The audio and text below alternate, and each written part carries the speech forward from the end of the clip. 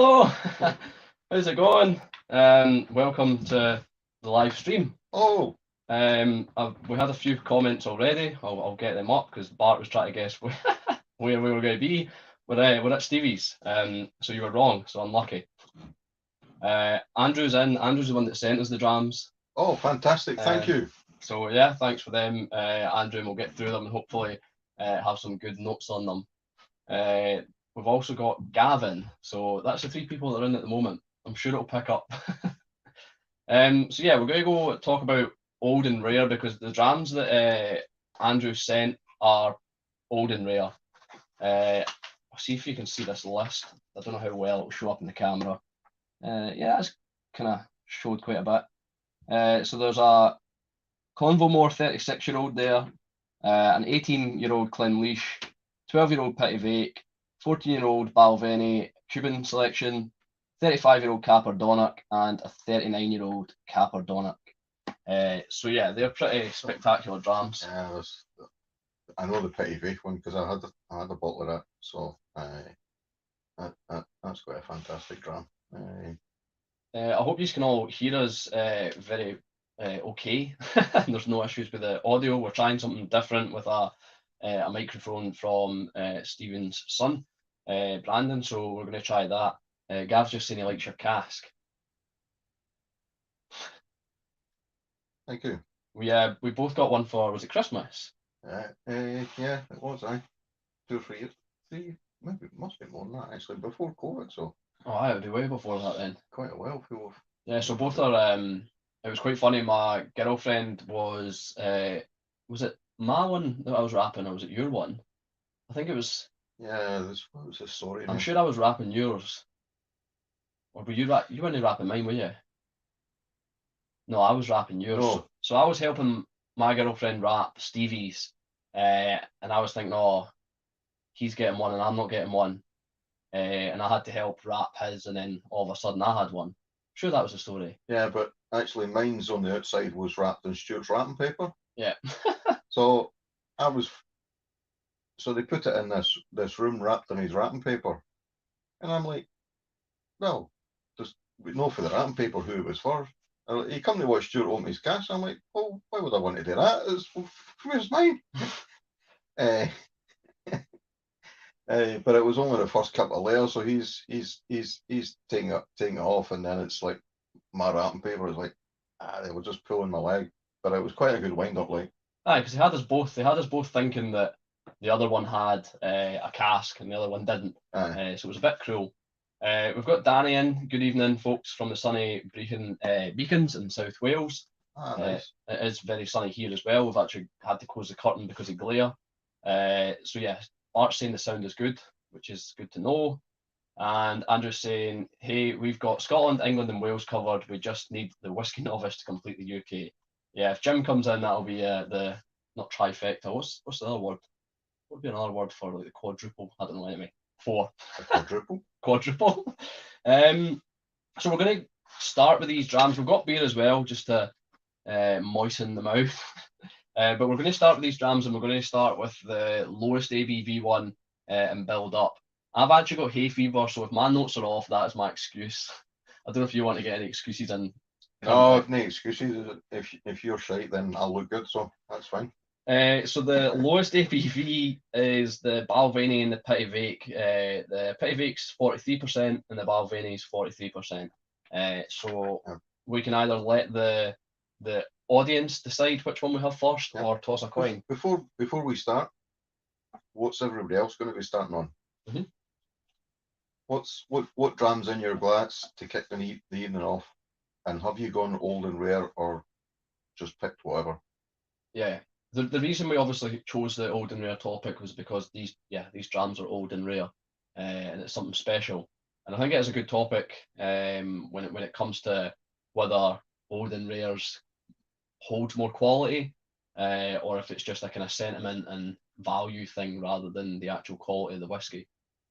Yeah, because we quite often, well, for the rare stuff or even the silent distillery stuff, we do pay a small fortune to take a chance on a whiskey that, just because it's silent and just because it's rare doesn't mean it's going to be cracking. So it's always an interesting gambit, and I've had that experience before where I Dallas do, and it was, I'm sorry, but it was just terrible. For me anyway, it was just terrible. And even going back to it, I could not. And it was a shame because my wife paid a lot of money for it, but I just could not get to it. And it's the same with the age thing. So we've got quite a few sort of old whiskies ourselves, but there's never that guarantee that when you open it, you think, oh, you automatically, it's the way your brain works. It says, oh, this is old, this is going to be great, but it's not necessarily great because it's old again. But it's the chance we all take. Aye. But I think thankfully we've all had more better experiences than no. We were discussing this the other day in the pub. Tony was there, and Gav was there, and we were trying to decide what we class as old. Because I always said kind of anything over 15, or maybe even Really? Yeah. Because I don't know. Because I mean, you can get 10-year-old, you can get 12-year-old quite easily. So I don't know. I mean, I know 12 for a whiskey and maturing it for that long is old. But for some reason, I've always said like over 15, a class is old. Anything under that, I wouldn't say it's young, but I would say, for me, I would consider old by 26 and above. Oh really? Aye. Fair enough.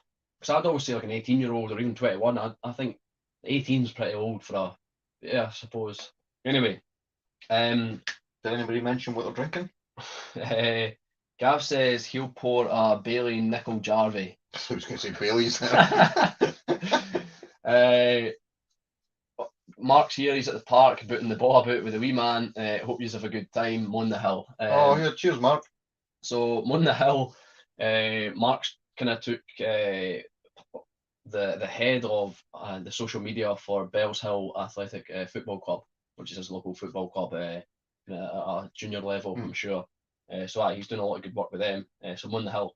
Will a 1985 Cragganmore do, Bart's asking? If that's what you're pouring, Bart, yes, that will do. I imagine that would be quite nice as well. Yeah, you'll need to let us know how it is. Andrew's saying, with all 6 of those, I was able to try a dram before buying a bottle. That helps a lot.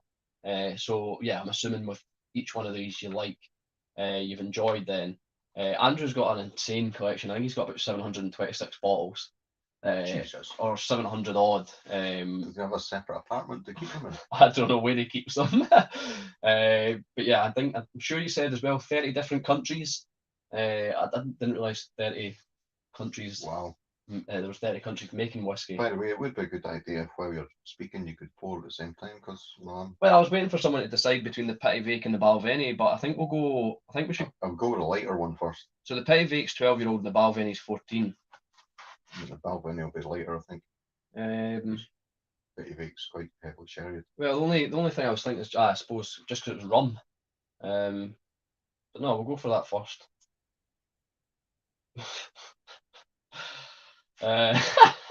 We need to get a big screen so I can see these comments. I know, or give you charge of it. I don't think I can get any bigger, but it says, what do Prince Andrew, Stuart and Leonardo DiCaprio have in common?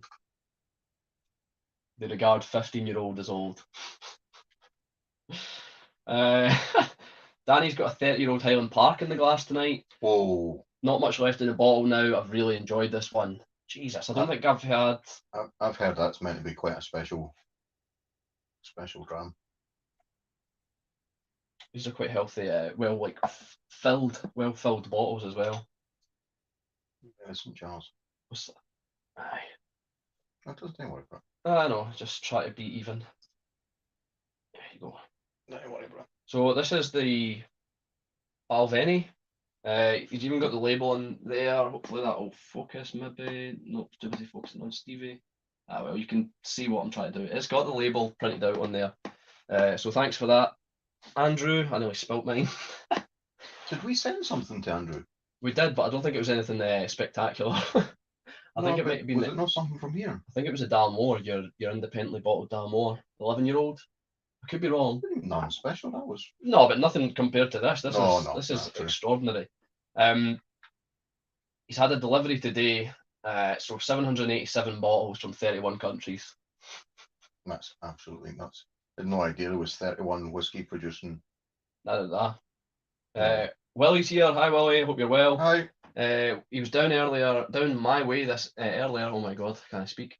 He was at Keneal Grangemouth on Monday. I don't know what I was doing Monday, but yeah, should have given us a shout. Anyway, good evening all, and hi Stevie's Whiskey Moments. Good to see you.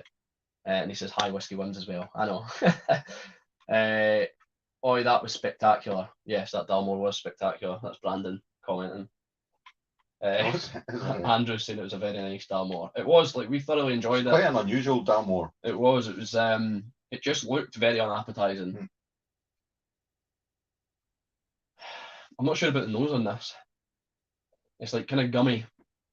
I was trying to think how to describe it as well. Like, not bad, but I think the rum's definitely making itself known.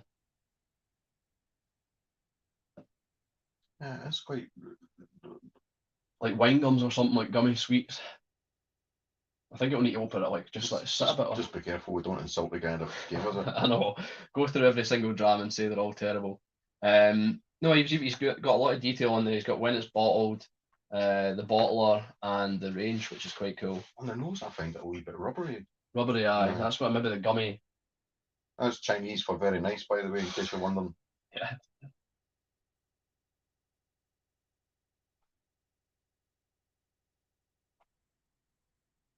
So 12-year-old, 43%, most likely chill filtered. The palate's nice. I'm actually getting a little bit of, like, I get a wee bit of cigar. I was wondering on the nose about. I'll tell you what, it's very drinkable. It is, aye. It's quaffable.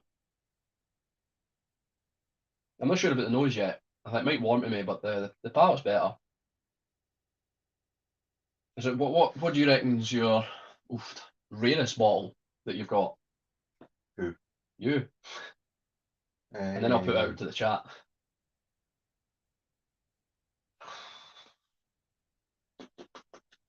suppose rare's quite hard. It depends what you mean by either rare or old. No, we'll go old and then we'll go rare. We'll do rare first. I think the oldest one is I've got 1983 Old Putney up there. I think that is currently The oldest? Well, in saying that, Oh, this nose is getting better. It's getting sweeter. I've got a 39-year-old rare fine bottling that was done for the whiskey shop, and apparently it's Glenfarclas. So that's 39. But no, I think I'm trying to think because I had a grain whiskey that was quite old. That's 33. I think that's probably the oldest. Probably the oldest. So what would you say the rarest is, do you reckon? Now, that's got to be something that you can't get hold of, surely, like rare.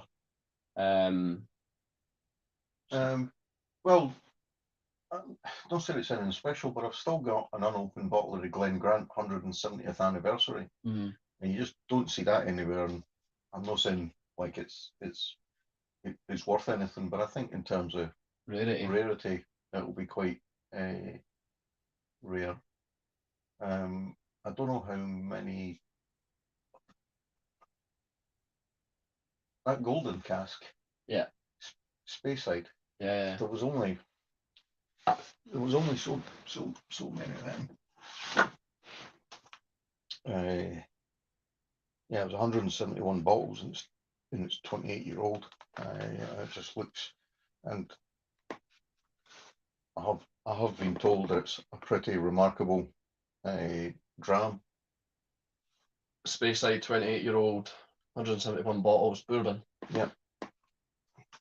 What about the chat? What's people's oldest whiskey and what's people's rarest, or what they would consider rare? I suppose rare could mean two things. It could be rare to you, or rare as in the actual kind of quantifiable item rather than. Could mean something else. If you're Scottish, rare means Oh, excellent. really good, aye. So, Andrew's saying first tried the Cuban selection in Dufftown and he liked it better than the Caribbean that replaced it.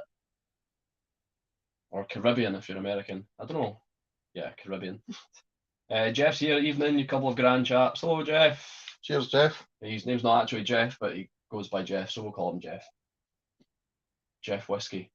We're drinking what is for Stuart a relatively mature old whiskey at, what's it, 14 years old? Yeah, this one's 14. If you missed the opening, you'll not get that, but everybody else will. So I said for me that I would say old whiskey's kind of older than 15 is old whiskey. Anything younger is kind of young whiskey. Oh, these Balblairs are quite rare. Balblairs will be quite rare. Yeah, I'm getting I don't know how I feel about this one. I'm getting a kind of, definitely getting like some sort of cigar leaf or something in the palate, but I don't know how I feel about it. I don't know if I'm enjoying it. Sorry, Andrew. There's a slight bitter note to it that I can't quite. Yeah. I find it's very pleasant and easy to drink. How could I describe it? I think it's easy to drink, but I don't think it's. The taste reminds me of if you tasted just a white rum out of the bottle. Right. That's the flavour profile I'm getting, a sort of spirity. That's how I could describe it. There's a sweetness there, and it's really smooth. Yeah. The nose is definitely, all I can get is like gummy sweets, wine gums on the nose. The nose is quite bizarre. You would never guess from the nose that was Balvenie. No, I don't think you would. Gav saying probably his rarest is Springbank 21 2015 Open Day. Yeah, I would say so. Oh, this year's is it on sale? I saw it just a wee while ago. Oh, did you? Mm-hmm. Jeff, that's interesting when you put the line for where a whiskey comes old. Never really thought of it, but I'll go for anything above 12-year-old. Yeah, so I think he must be relatively young. No, I don't know what age Jeff Whiskey is. I'd say he's under 40. I'd say he's maybe mid-30s by looks. But I could be just completely You just say you know what your contacts in, have you? Digging a grave. But no, I think 12-year-old is old for like a whiskey because obviously it's a long time to wait for something to drink. But I still consider 12 as young because that's almost like the standard age for whiskey. That's the way I see it. I don't know. That happens to a lot of people, and that's why they get in trouble with a police. Andrew's saying, just lost a comment. Oops. Sometimes when you write a comment, it can delete. My oldest is a 50-year-old single grain. Oldest single malt is 42-year-old. Rarest could be 1 of 28 bottles, but that's not sought after. I suppose it doesn't really matter if it's sought after. What did they say with the 40-year-old? No, he's not said what the 42-year-old is.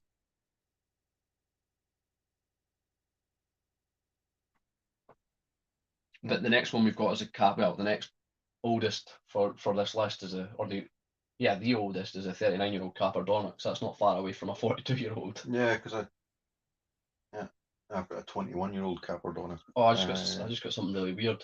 It was almost kind of licoricey. But it wasn't exactly licorice.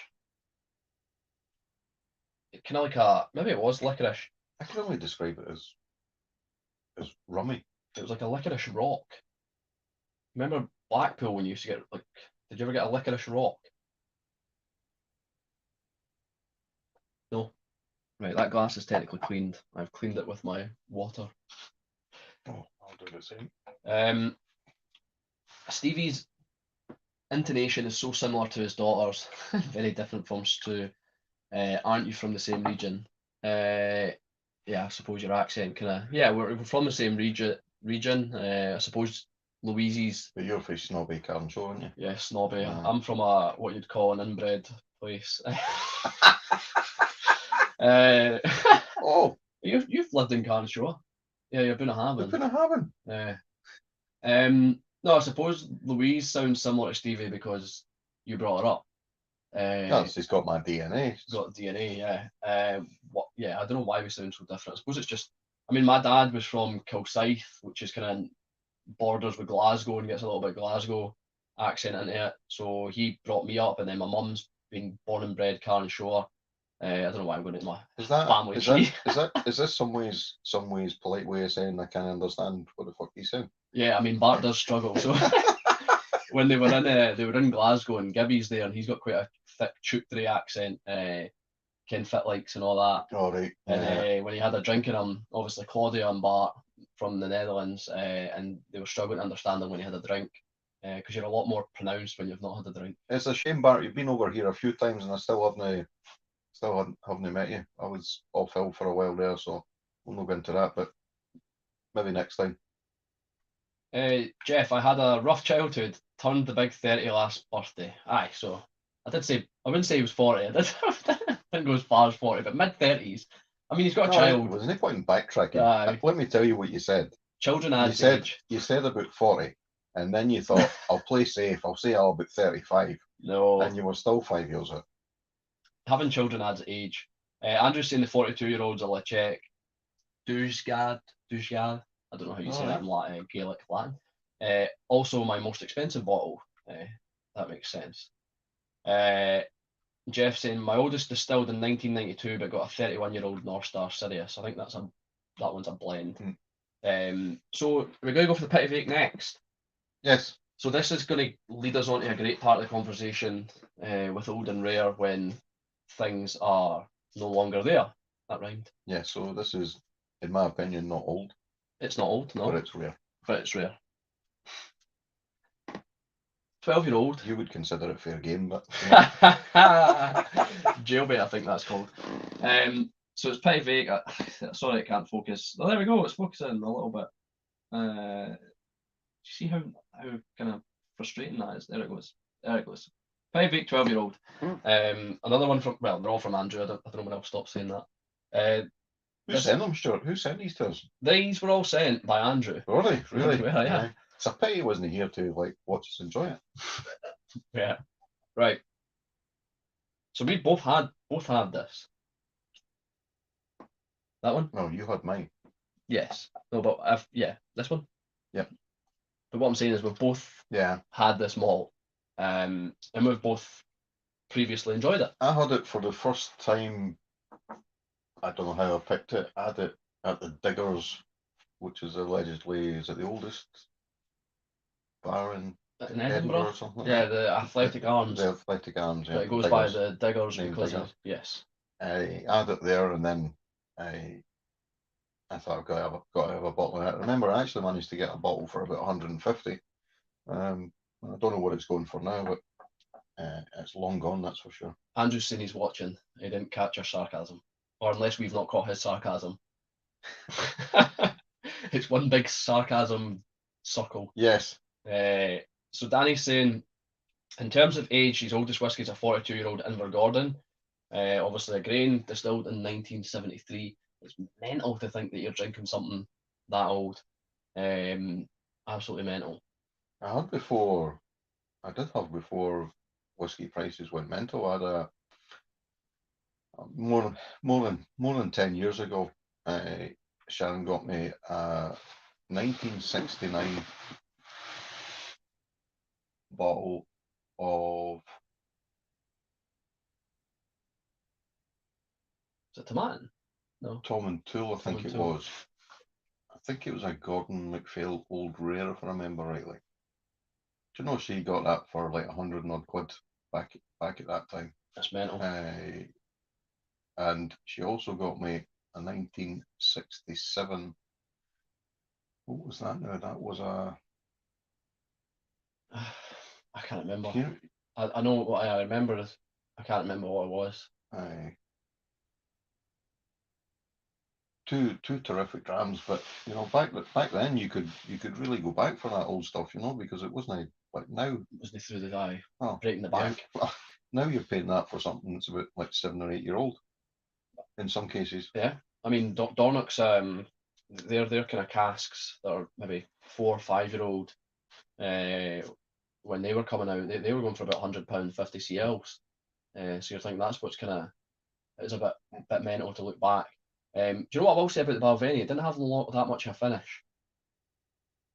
No, but I think you've slated it enough, to be honest. So, the man's sitting there watching us. Yeah, he might be slagging off his whiskey. He might be dozing off. Jay's saying he's got a sample of a blend of 15-year-old Glenlivet bottled in 1920. No, jeez. Well, speaking to Matt, when Matt done my live last a couple of weeks ago, we were doing blends. We were talking about blends, and Matt I'm sure he tried a blend that was blended in 1928. God knows where these blends are kicking about and how people are getting a hold of them, but that's absolutely mental. Ah, this is nice stuff. Yeah, it's rich, spicy.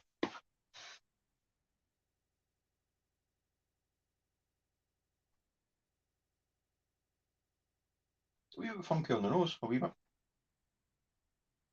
Yeah, it's quite spicy. Do you think it's got a bit of a heat to it? Not necessarily the ABV, but the actual kind of sort of spicy pepperiness. Like a spicy peppery. It's I remember it. I remember it from your bottle. But look at the legs on it, man. They just take forever to come down. Do you think you could? Is this quite a typical kind of like sherry jam in that sense? Do you think there's anything kind of outstanding about it? Not outstanding as in it has to be absolutely amazing, but do you know what I'm trying to say? Do you think this could be something else, like a sherry Blairato or a sherry Dalhousie? Or that it's quite spicy. It's actually spicy. It reminds me of, I find Glenallachie quite a spicy dram. It takes me, I like it, but it takes me a while to see beyond the spiciness of it, if you know what I mean. That sort of peppery sort of heat on the palate. It reminds me a bit of that in terms of the spiciness. Even though it's 43%, like, yeah, I don't know if it's the spiciness or what, but it still feels like it's got a bit of a kick. Oh, I think it would kick your ass in the playground, like. Yeah, for a 12-year-old. It would be interesting to see what it is like at like a higher ABV as well. But maybe at a higher ABV it'd just be too much. Because I think that's fine the way it is, 43%. So 43%, 12-year-old, and it is the flora and fauna. That's what I was trying to say about maybe the other flora and faunas. Is it much different to any the other ones in that range? But I think it's. I think they've all got their own. It gets harder to tell, I think, when they're heavily sherried. It can get harder to distinguish the underlying distillery. It is a good dram. I would say that. Yeah, it is. There's no denying that. Andrew saying my other birthday dram is a 1961 Highland Park, the Dragon, bottled in 1997. And Jay's agreeing with him saying that the Dragon is a great dram. And he's tasted an old Orkney that was bottled in 1910, but that was only a tiny pour. Oh my God. Where? Do you know what I like about the old? We'll say old. If it's old, it's probably fairly rare as well, but we'll stick with the old thing. Is that the people who were crafting that, who were putting together, came in for their work, that day, they did what they always did, and blah blah blah, and they put it into a cask. They're long since dead. They produce something that somebody decided was worth like hanging on to, and it's become aged and aged and aged. So that's, even if it doesn't taste the absolute best, yeah, it's such a romantic notion that you're having something that somebody made so long ago and had no idea they were involved in the process of crafting something that turns out to be how it is. The two fannies and a live streamer enjoying.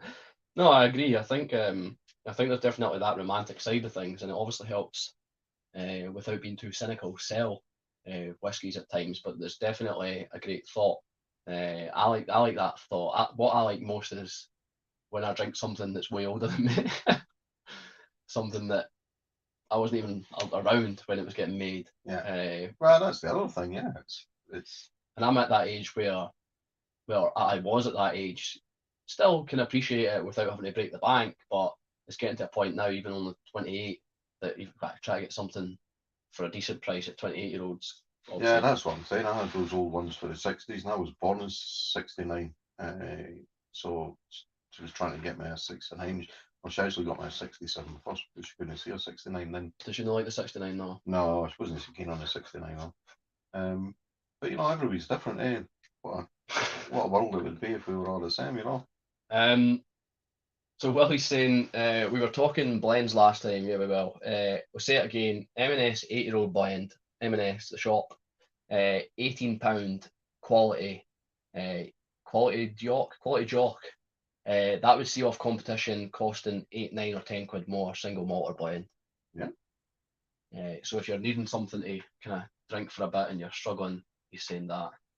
I do quite respect the blender when it comes to taking produce from different places and marrying it together and coming up with something that's like, you know, a balanced, really good one, and it's balanced, and you can go, wow, that's nice. I mean, that's a totally different skill to doing the single malt stuff, I would suggest. I suppose there's still obviously skill involved in nurturing an old cask to make sure it's not going on beyond the point of no return. But do you think it gets to a point with old whiskey where they've spent so long in it, they've just decided, shit, we need to put this in a nice bottle and just sell it, even if it does taste subpar? Or you know what I mean? I don't know. I mean, because remember I done that olden. You could do that, but you run the risk. Well, the risk is it affects your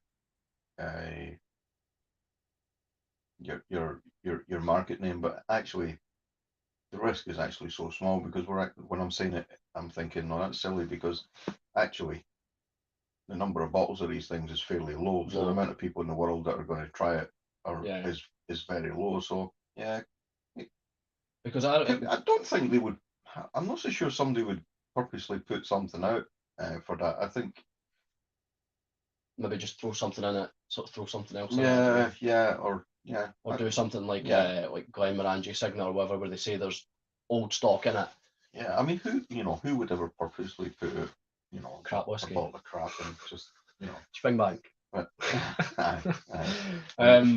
what was I going to say? Because I done that old and rare tasting a couple of years ago, quite a while now ago. And I remember I kept some samples for you, and there was kind of old, 40-year-old whiskey in there. And I felt like a lot of it kind of tasted quite similar. It had like a kind of dusty overtone. And there was one that was specifically, I think it was 28-year-old, and it was, I can't remember what it was, but it was fantastic. But the rest were kind of just almost too old. I don't know if that's a thing. No, it is. It is a thing. Bishop Burn Boy. I bought a 1996 Ben Nevis from Whisky Broker at 49-year-old. It had gone under strength at 30-odd%, so with spirit, not whiskey. Sadly, it had gone casky. Yeah, so I think that's kind of what we were touching on, where it gets to a point where it's just overtaken by the cask. Willie's saying absolutely, Stevie. He's drinking Absolute? No, it was something. It must have been about something you were talking about. All right. So well done. Willie agrees. All right, I like the feed. If you could just tell me what I got right there. This was 6 years ago, going on 7, yeah, for the Ben Nevis. And is it just me? But I can't hear anything. Oofed. Can everybody else hear us stuff? Hopefully, maybe you just need to turn your turn the volume up. We'll see if anybody else comments in the chat to see if we can hear anything. I have got my phone to check the stream here, but the only thing is we'll probably get feedback. But that looks like Gary's saying he can hear stuff, so it should be pretty. Yeah, Mark's saying he can hear. I'm not going to turn my phone up because it's just going to cause all sorts of problems. And Bishop Burn Boy saying it's loud enough here. So Al, maybe just either clean your ears or I don't know, turn the volume up or I don't know. Either. Have you finished the Petit Vake? Yeah, well, I've just remembered I started to say something and then we went off track. Aye. We need to rate these. Old whiskey. I had something important to say. It's a bummer. I know. I mean, it's not the most sanitary way to clean a glass, but it works when you're in a tight room. Oh, that's just gross. It's just water. Right. Anyway, my glass is empty, so your glass is empty. The punters are here to see us drinking and old and rare whiskey. No. So if I think the same people have been here for a while, but if you've just joined, this is what we're going through. We're going from lowest ABV to highest ABV, and these were sent by. Who were they sent by, Stuart? Who were they sent by? Is that a guy called Malcolm? It was I don't think his name was Malcolm. So yeah, there's the whiskies there. We've had the Balvenie, we've had the Petit Vake. I'm not sure how I felt about the Balvenie. Loved the Petit. Well, the Petit Vake is a good whiskey. Love's maybe a strong word. So the next one's 46% ABV. Wow. Right. What is it? It's Gordon and MacPhail. Yeah. It's a rare whiskey, very rare. Yeah. And it's also old. It's old as fuck. It's 39-year-old. Wow. 1972. Do you want to go for that? I suppose it's ABV. It makes sense. Yeah. Was it Cornwall Moor or something? This is a Caperdonnock. 1972. Oh yeah, this will be really interesting to. So when we were at Eight Doors, we went to in John O'Groats. There was a little hotel pub called the Seaside View or something like that, and we had a Caperdonnock in there that was old. I think it might have been in the 20s. But we asked how much the dram was, and they were like, "Oh, it's £4.50." We said, "No, that one there. We think you've maybe put it in wrong." She was like, put it back in the till again, and said, "No, it's £4.50." So we said, "We'll just have the bottle." Nice. I don't know if they knew what they had or what, but yeah, it was tasty. Gary was there. He might be able to tell us what the Caperdonnock was. Can you remember what Caperdonnock we had, Gary? We also had like Glencadam and that as well. Right. So we've got oh no, that says Connoisseur's Choice. Connoisseur's Choice. That is a Gordon MacPhail, isn't it? Yeah. Thought so. This one? Yep. Oh, it's quite dark. It's quite dark. Don't worry about that.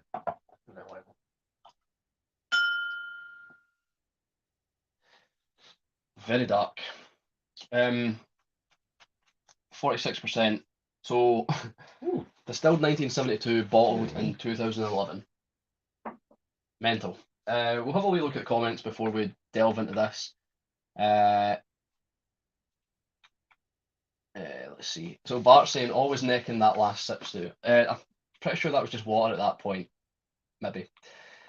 Stuart, have you gave Stevie any of the Geary split? I think I did. The 34-year-old Geary, the Berry Bros. I did give you a little bit of that. Yeah. Totally telling lies. I definitely did. Are you sure? Yeah.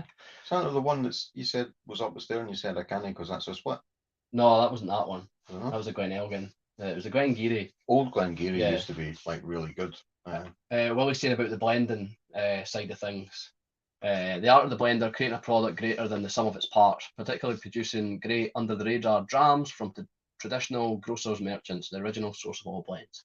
Yeah, we did touch on that in my live a couple of weeks ago, and yeah, he's basically reiterating what I said. So don't give him too much kudos. This by the way is amazing. On the nose, this is it number one so far. Gary, I found whiskies are a little dustier, fustier. So fustier for non-Scots is just basically dusty anyway. Yeah. But yeah, the longer they've sat in a bottle, anybody got an optimum time to leave these airing out before tucking into them? Yeah, I don't know. I know Ralphie does a good thing when he holds it. Is it Ralphie that does it? The older the whiskey is, the longer they hold it in their mouth. But I don't know if there's a rule for leaving something to air out for a bit, depending on age. So he sent Seaview, it was a 1980 Caperdonic, yeah. So we had a 1980 for £4.50 a dram. It was absolutely mental. Andrew, this is absolutely amazing on the nose. Oh, so Andrew's just saying you might want to do the other Caperdonic first, as it's bourbon, before the sherry. Okay. So we can do that, because you've not sipped it yet, have you? This is on the nose. This is treacle, varnished wood, Well, I'm going to let them sit, and we'll do the... cola cubes, which are all weird things to say, but it smells. I'm not going to smell it I yet. haven't tasted it. I'm going to wait. I haven't tasted it. So we're going to go for a... We're not really jumping the queue, to be fair. 48.7%, so only 2 to 3% more. Caperdonic, 35-year-old. Once again, distilled in 1972, but bottled in 2008. Wow. So this is Duncan Taylor, and he's got cash number in there and bottle number. So this is bourbon. I was only 3 when that was... 3 when that was distilled, right?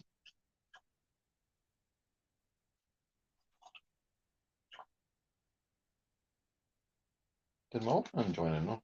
I'm not sure. He's not. I don't think he's said yet. That looked familiar. I've got a printed sheet like that from Andrew Butler too. Yes, a very generous man. Yeah, it's unbelievable. I know we were sort of a bit of sarcasm here aimed at Stuart, but Andrew, absolutely first class. I've never known anybody to send such like quality and rare stuff to another fan. So yeah, to a couple of fans. Really try to have a serious moment here. The seriousness. Forgive him because somebody else writes his script.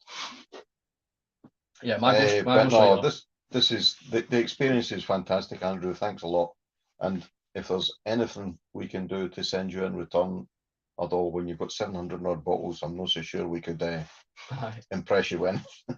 But we'll have a go. So Danny's saying love a Caperdonic. He has a 21 on his shelf, as you do. I think we've both had the 18 at the Highlander Inn up in Craigellachie. I think it was a 25 we had. Was it up there? Yeah, we had the 1987 Glencadam at that Seaview as well. And Gary's saying the Caperdonic at Seaview was also a connoisseur's choice. Yeah, you're right. 1988 Macduff, and they were all very affordably priced. Oh, this is like strawberry laces. Is it? A bit of raspberry ripple. Jesus. Very sweet on the nose. Yeah, I know you said strawberry laces, but I'm just going to steal it and go with see the strawberry strips you get that are like fizzy, sugar coated, the kind of sour ones. You can't smell fizziness. Oh, I can. That's fizzy on the nose. It's like quite an active cask.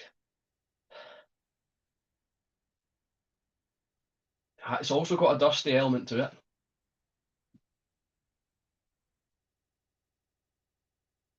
That smells great. Have you opened the 21-year-old? Yeah. It'd be interesting to see what they are, yeah, that's a fantastic nose. It is a little prickly on the nose though, I feel. Maybe that's where the fizziness is coming from.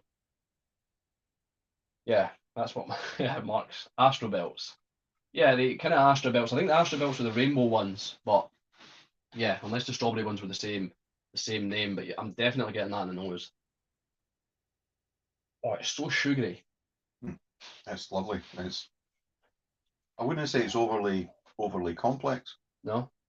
But it's very, very pleasant to drink. Oh, I don't want to rush this. I don't want to rush this. Yeah, that nose is fantastic. There's some like straw, dry grass, hay in there as well. It reminds me like a strawberries and cream. And that's on the palate as well. And the strawberries and cream and hits the palate as well. It kind of reminds me of like a local barley. Like I've had like a Springback local barley before. It reminds me of that. You're seriously comparing it to no, but not the local barley. Just one of the smells. I think it might be like you say, the kind of gristy. Andrew, I'm sorry. Yeah, Oh. so drink it, yeah. No, I can't, I can't stop smelling it. It's very creamy as well. Whipped like oh, what's that? It's that marshmallow you get inside like Tunnocks. That kind of marshmallowy creaminess. Oh Jesus. That's almost like dessert-like in the glass. It's fizzy. It is fizzy. You're just trying to justify your fizzy strawberry sweets. Yeah. Go pass a wee bit of water.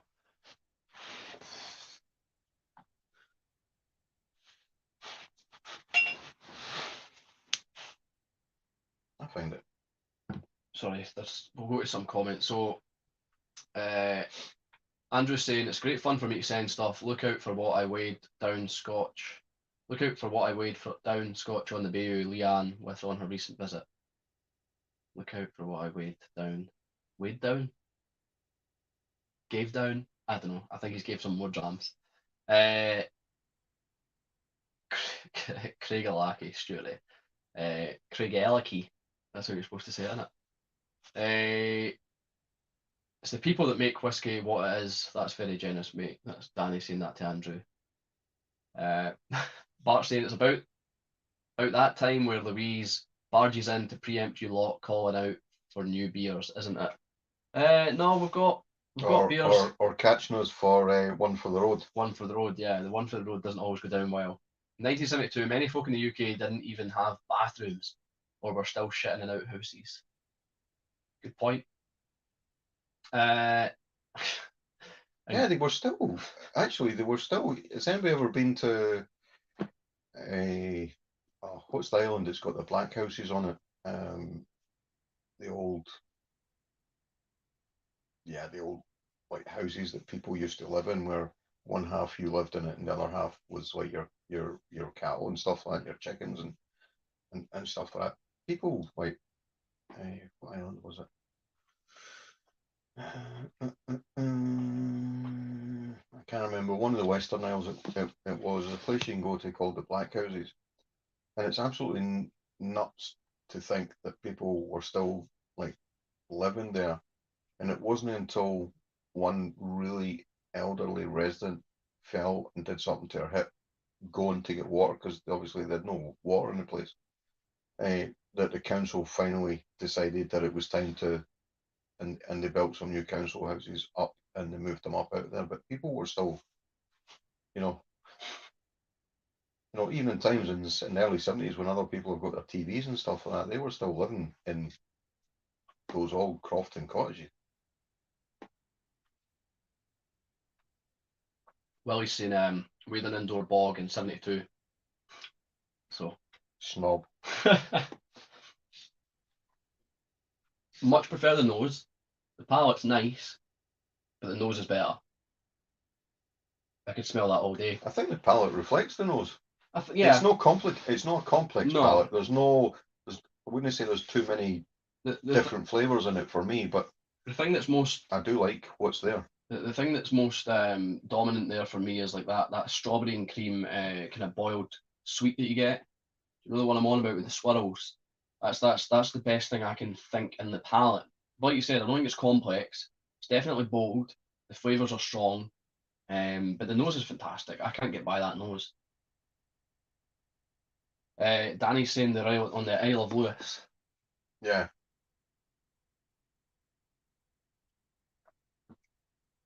But no. Thank you. No, it's mental. What age is that? 35-year-old. Gee whiz. The palate is really nice. It's just I prefer the nose. I'm even getting like a toasted kind of, definitely a toasted malt or yeah, on the glass at the end. Aye. It's sort of. It's got a decent finish as well. Very malty. That's all I'm getting on the finish is pure malt. Actually, if I remember rightly, the 21-year-old Capordonic, if I remember correctly, that's quite malty. One of your favourites, I'm getting pencil shaving in the glass with it now empty. Yeah, when it's empty, that strawberries and cream's gone. It's away. Just because it's in our belly. No, I really enjoyed that. That's definitely first for the time being. And then the Petit Vake. Yeah, really nice. Are we the only ones going through the drams at quite a quick rate? I suppose we've got small drams. Is anybody else on any new drams, or have they moved on to another dram? Yeah, let's go around the houses and see who's drinking what. I see what everybody's drinking. It'd be good to have like a wee kind of pee break during the wee half-time interlude. Oh, that's because you've got the bladder of a small child. Yes. Right. You can still visit the Black Houses on the west coast near the village of Carloway. I was there last year. That's why I said it. Andrew says he has the Anderson and Fortrose to thank for that Capardonnock, and Donnock Castle for the other one. I don't think I've ever been to the Anderson and Fortrose. You see, I've nosed this other one, this next one that's coming. And I haven't tasted it yet, but I've nosed it. And on the nose, I would still say, yeah, the other one is second. Would you? Yeah. But when I say that, I mean second to this one. To that one, yeah. Not overall. No, but if I was ranking them, it would be so far number 2 in the nosing out of everything we've had so far. Right. So Jay's on a 10-inch Sauternes 15-year-old Cadenheads. Yeah, it's not a distillery I've explored much. I know. I think I've got. What distillery did you say it was? 10-inch. 10-inch. I think Mark. I've got a bottle of Mark from Donnock, a stout finished one or a stout matured one. I was kind of intrigued to get that, but I just overspend at that time of the year or that month. Mark's saying, I'm no boozing. What time are you staying on till? We're probably on about. Till you're boozing. Till you're boozing. Yeah. So we're going to go on to the next dram. Is that it? Is nobody else? No, nobody's commenting. Everybody's just loving the constant chatter. We've got 17 people now. Wow. So should we go through the list again, or should we just go on? Should we show people what we're drinking? Yeah, Oh, we'll go through it again. You're asking me, just. Let's see. Focus. So we've got some old and rare whiskies sent to us by Andrew Butler. We have had the Balvenie, the Petit Vake, and the Capardonnock 35-year-old. We're now moving on to the Capardonnock 39-year-old. Danny's just poured himself a dram of 1995 Clinleash, which is the year of my birth, and it's a belter. Is that a Signatory bottle by any chance? Because I bought a birthday bottle from Signatory. I think it was 22-year-old. What, a Clinleash? Yes, and yeah, Gaz has given me pronunciation instructions. Teeneen itch each. A tiny itch. Fiddick. By the way, Teeneen ick. Yeah, 10-inch. This is changed to really. I said sort of treacle cola cubes and something else. It's really version on treacle licorice. It's on the nose. That's amazing. Yeah, I get a lot of molasses. Yeah, it's it's like brown sauce. It's like brown sauce, but not as I don't know. I love brown sauce. I put brown sauce in everything. Aye. It's like a nice brown sauce. Can we take a break and rustle up some chips so he can dip it in his whiskey? Yeah, it's like HP. The softer cola, the sweetness is gone. The cola cube thing I was getting earlier on is gone. It's dusty again. That's because it's been sitting there a while. Got this dust. Oh, that's nice. Shoe leather.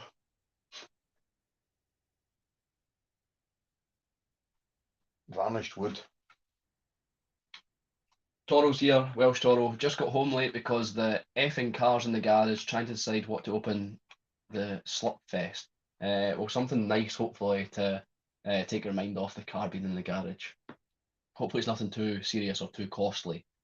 Gary's saying he's sitting with a 1991 Ocroy 24-year-old birthday bottle for the Tabes lads. Ah, nice. Yeah, we got him that bottle. I can't remember who bottled it now, but yeah. I had a Knockroyce for the first time. I think it was a James Eady bottling. You got in the pot still. That was believe it or not, that's actually the Oh first. yeah, It's funny. There's actually some distilleries where you've just still never ever tried it. Knockroyce was one of them. I prefer the other nose. I prefer the bourbon. Yeah, nose wise. What age is this? This is 39-year-old. And 40, and the 46, last one was. 35. Yeah. 46%. Do you prefer the smell of something a bit younger? I prefer the smell of something around 35-year-old, yeah. I think it's just the bourbon. That's not bourbon, is it? No, but like I prefer a smell of a bourbon cask to a sherry cask. Do you know what? There's like what are they? What's the nuts that are on macaroon bars? Is that just coconut? Coconut. Yeah, there's like a coconut smell. I'll tell you what, Andrew, I take my hat off to you. That is one of the best whiskies I've ever tried. That is so silky smooth and pleasant on the palate. That's just lovely stuff. I could. That was really good. Yeah, it's just. I think that's amazing. That was really good. I'm glad a wee bit water. You know what? Just a wee bit, just to try it, see it open up a wee bit. Oh, that is good. That's absolutely phenomenal. That just appeals to my. But it's not just that. It's very smooth and sophisticated for quite an old whiskey. That's quite amazing. you were saying cola cubes in the nose. There's 100% cola cubes in the palate.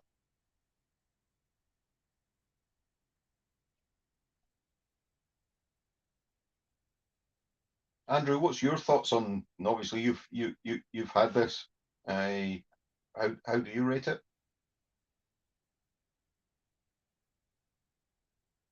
I'm assuming he's still on. Yeah, it should still be on. It'll be on until we completely slate one. No, it's fantastic. Take a wee note of that. Yes. It's still got your kind of like umami flavors, your kind of rare beef, that kind of Yeah, steak kind of, which I like in a sherry. Steak with some treacle on the top. Oh, steak and treacle. Aye. Getting blackberries, or no, blueberries. I get a wee bit of blueberry. I think it's quite tart, but a nice tart. What kind of tart? A very nice tart. Oh, I could finish on that. That's just, for me, that's just nectar. Just end the stream here. Yeah, see ya. Bye. So Andrew's saying they had that Caperdon at 39 in the Bow Bar in Edinburgh last time he was there. So there you go. Toro's saying he's running down his collection because he can't afford to replace as much as he has, which is fair enough because prices are going up everywhere. He's going to have a dip in his stored stash of good stuff before long. He's going to have to dip into it. Well, yeah, it's a bit of a nightmare with prices and that. I think it's yeah. I remember I was going to say this earlier on, and I think I've maybe said it on here before.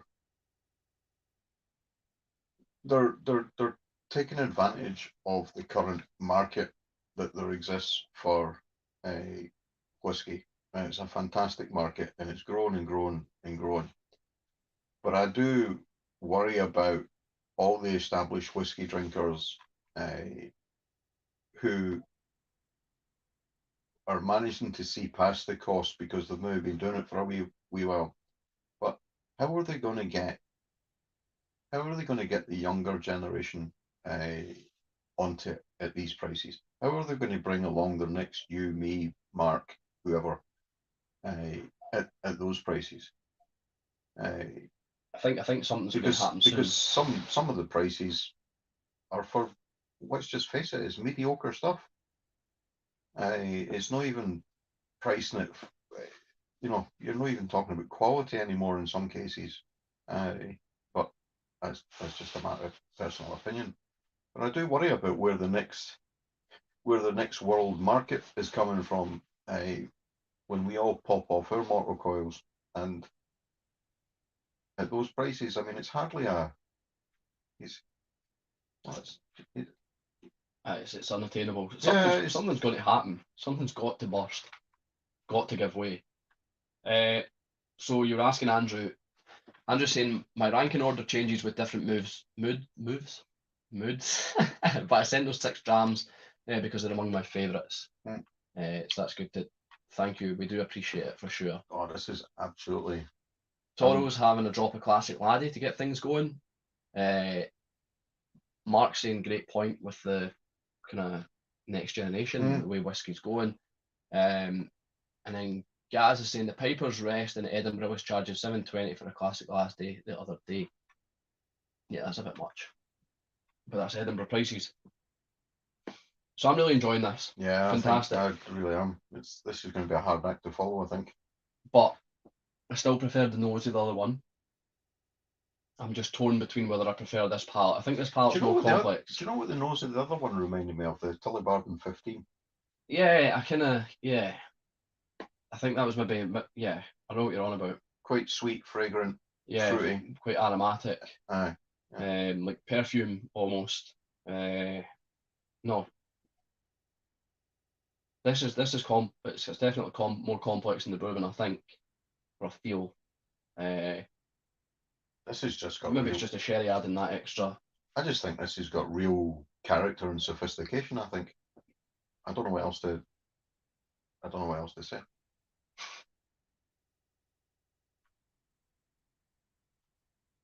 That has matured gracefully. I'm getting. So the reason I used to do a katsu curry and instead of breadcrumbs on the chicken, we used to do like roasted almonds. In fact, no, was it for the katsu curry? It might have been for katsu curry or something else, maybe a salad. We used to do roasted sliced almonds in the frying pan. And that's what I'm getting when I'm a bit hungry and peckish and I'm roasting those. You just dry roasted, dry fried, pick one up and eat it. So I'm getting dry roasted almonds on the palate. That's quite, yeah, that's something. That's quite that's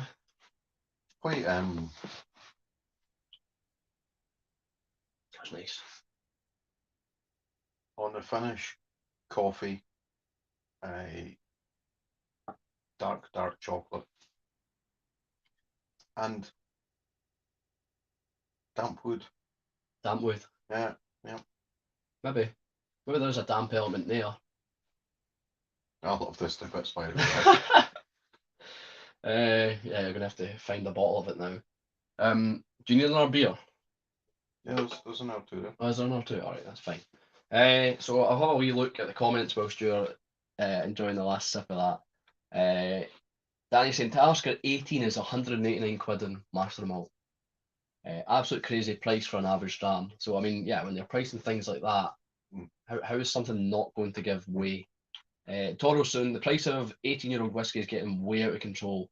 Also, the price of independent whiskey has gone bananas, which it has. It's starting to, well, yeah, some of them more than others. Because independent bottle used to be the kind of, not the cheaper alternative, but the savvier alternative to official bottlings. It used to be a fantastic value. Oh, he's actually just said that. It used to be a fantastic value alternative to distillery offerings, not now. No, I think Carnmore still.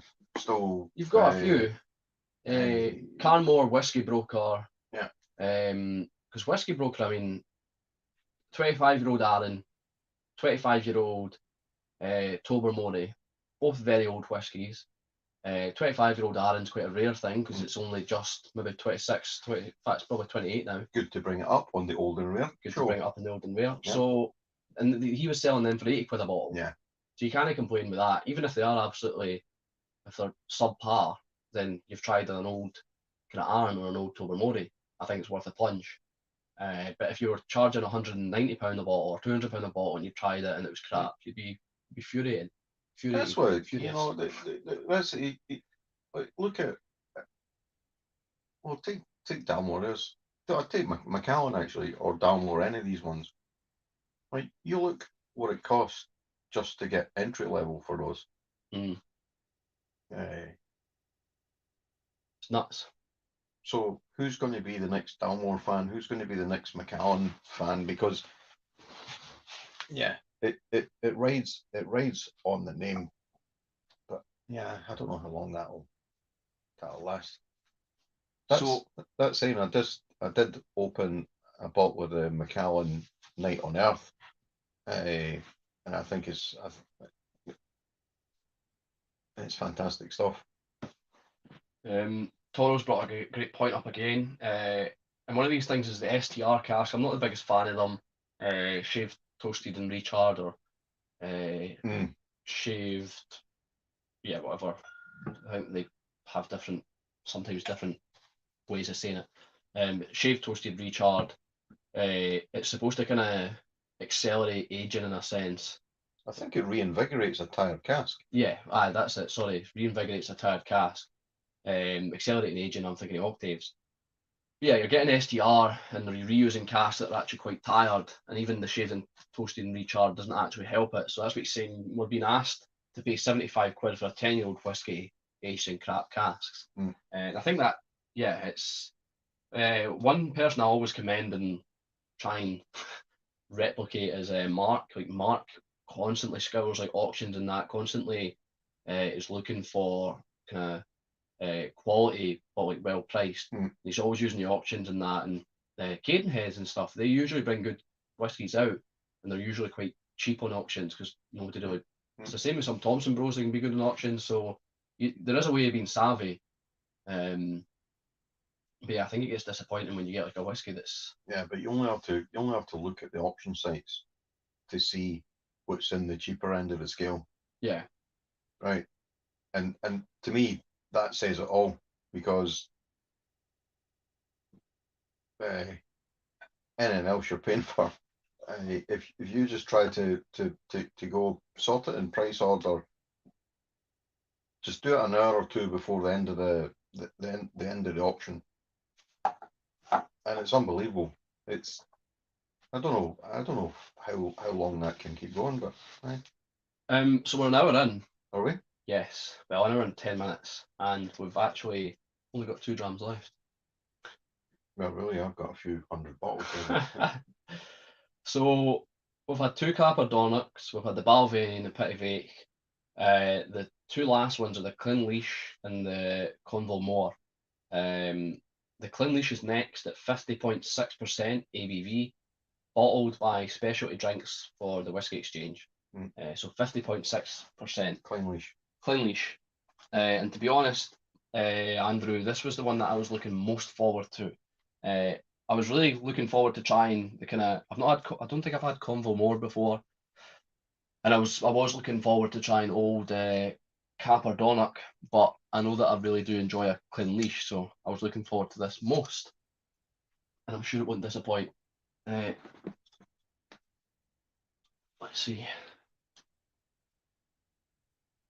19.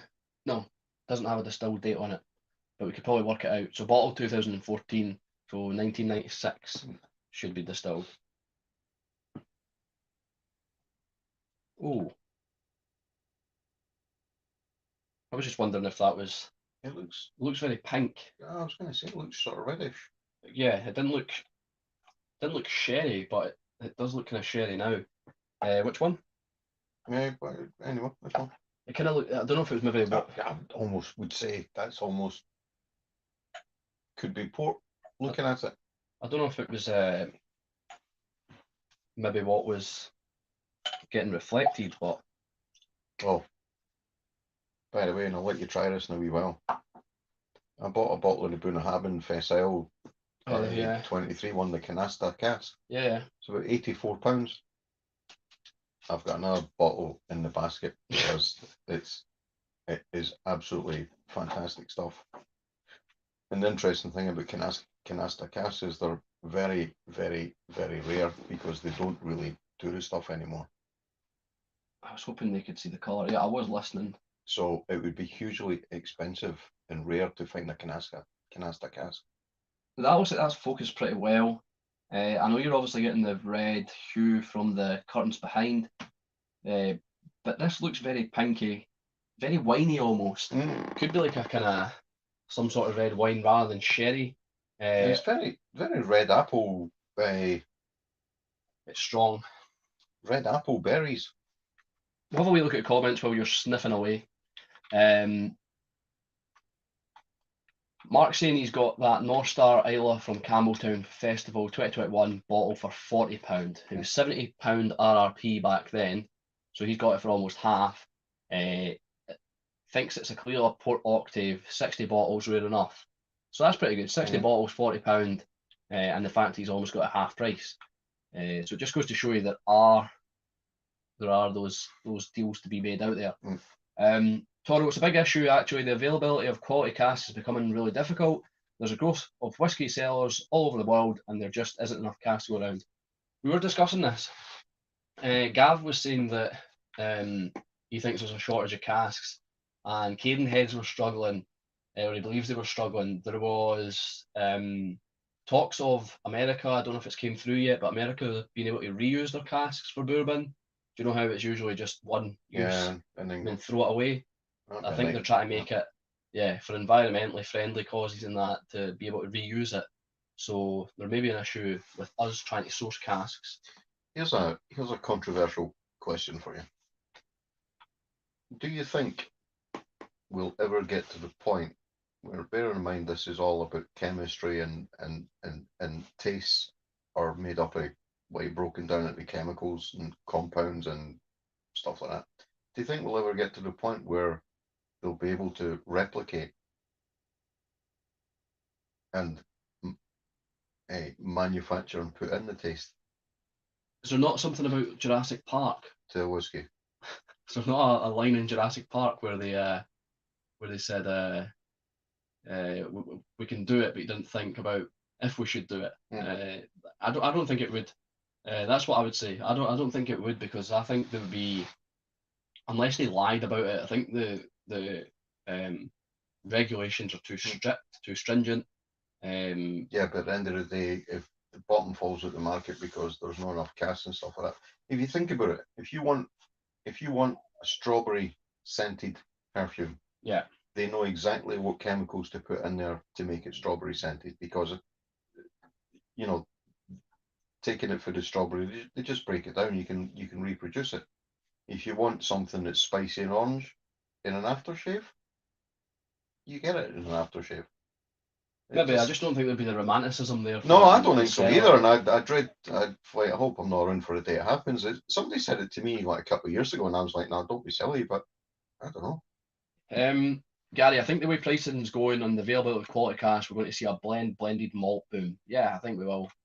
Followed by an increase in well-aged releases. Yeah, I think the blended malt blends is already kind of happening. I think we're in the midst of it.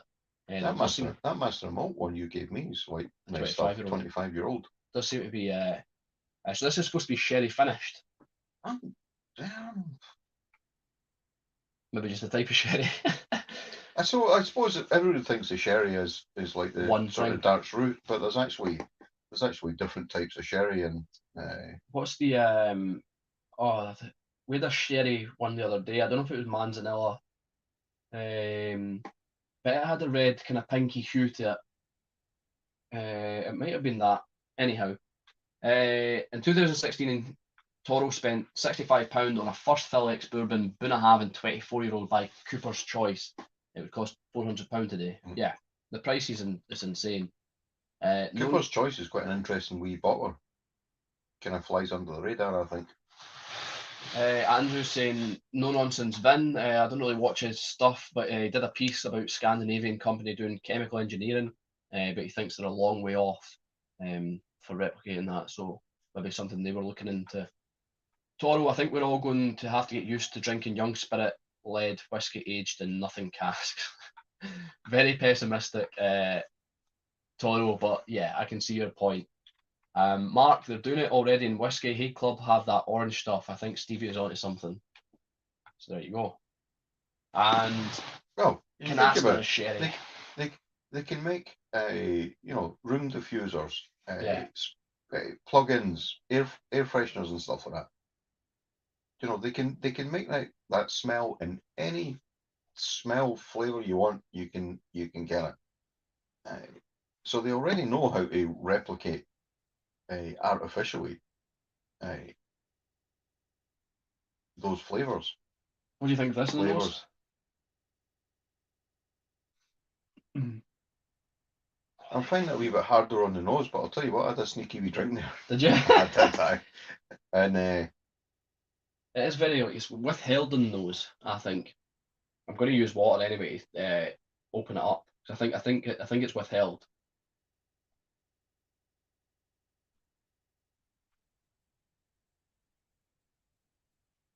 this, yeah, you can. There's a slight coastal note to it. I get quite a wee bit maritime actually. I get. That palate's weird. It's as smooth as anything, isn't it?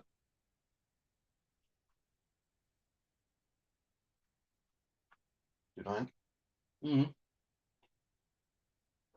50.6. I need water. That is silky smooth. There's something. I don't know if it's because you've been mentioning like aftershave and that, but it's like someone sprayed aftershave and I walked into it and tasted it. Do you know how you get that? Who does that? It's very fragrant. The mouthfeel's lovely. That's a lovely mouthfeel. It just sticks to the glass. I wonder what sherry cask it's been in, because it hasn't killed it. It hasn't killed it at all. It's complemented it if you've had a clean leash before. Comments.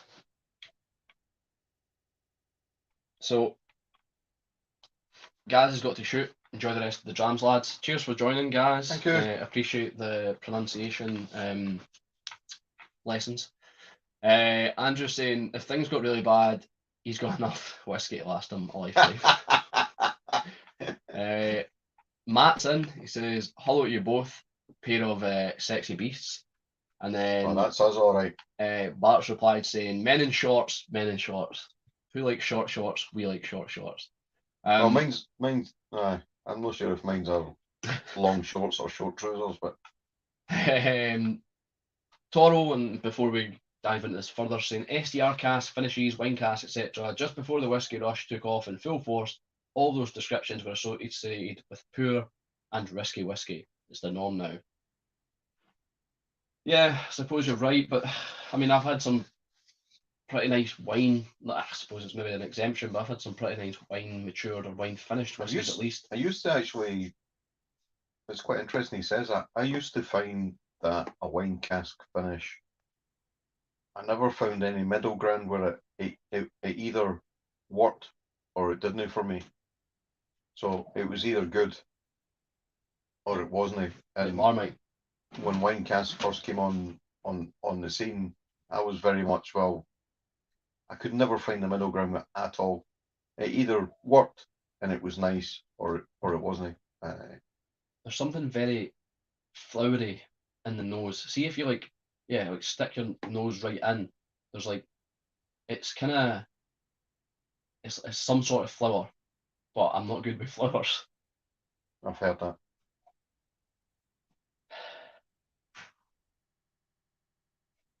It's very flowery. But there's a bit of a bit of a charry element there. There's something a bit. You know, it's almost Smoky's not the right word, but it's because it's a lot lighter than that, but it's definitely there. There's definitely a bit of smoke there. I'm getting, what are they called? Humbugs. Is it mint humbugs or licorice humbugs? Do you know the sweets I'm on about? Yeah, just Just humbugs. mint humbugs. What's the licorice ones then? Like the hard. No humbugs. What are they? It's not the mint ones I want. Oh, it's the. Do you know what it is? It's the lime. The lime. Do you know how they've got lime on the outside? Chocolate limes. No, there's one Lime that's. on the outside and licorice on the inside. Yeah, there's one that's like lime and licorice or something in licorice. It's not just. I'm really struggling. It's something in licorice. It's like a hard boiled candy.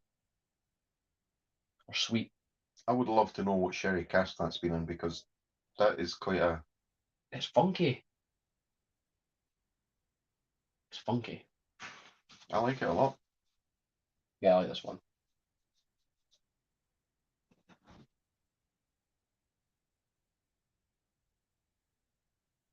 I still think it's quite like red apples, sort of red berries or plums maybe. It's for a sherry. It's I get like a sweet plum in the palate. Yeah. Um, with the colour, I wouldn't have jumped to sherry, and with the flavour profile, I'd be second guessing myself as well to say that was sherry. with the flavour profile, I'd still be thinking it was. I'd probably still go for like a wine or something like that. I know sherry's pretty close to wine, but I think it's more of a wine. I don't know. So whiskey games. But there's Clynelish in there, so you can definitely tell that's Clynelish. Whiskey games. I've just joined a sweets review. Have I just joined a sweets review? Yeah, pretty much. Mark's got it. Oh, wrong one. No, it's not Mark. Blackcurrant and licorice. That's what I was thinking of, and it is. It's blackcurrant. So I'm getting like Parma Violets as the florally kind of. I think was it Tony that said that? Yeah, Tony said blackcurrant and licorice. So Parma Violet is like the flowery thing that I was trying to think of and couldn't pinpoint it. No, on there. Maybe. I see your coastal thing now. I'm kind of getting your coastal thing. But it's on the finish as well. That's weird. But it's waxy, it's like oily, it's a lovely mouthfeel. Yeah. It's a great whiskey. This is another belter. This is I'm gonna struggle to rate these. Yeah,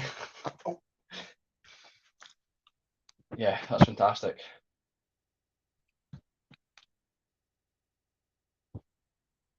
I think that would be third, but I think I'd put the bourbon first.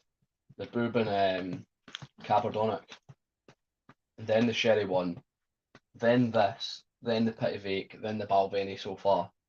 That's how I would go. Would you be sherry first? Do you want beer? Aye. Would you be sherry first? Yeah, I'll take the other one because it's a pilsner. I thought it was a wheat beer. I hope not.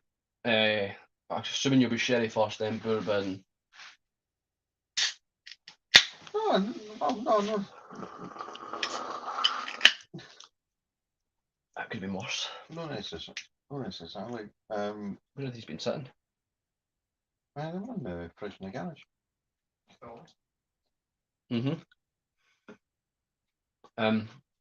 Yeah.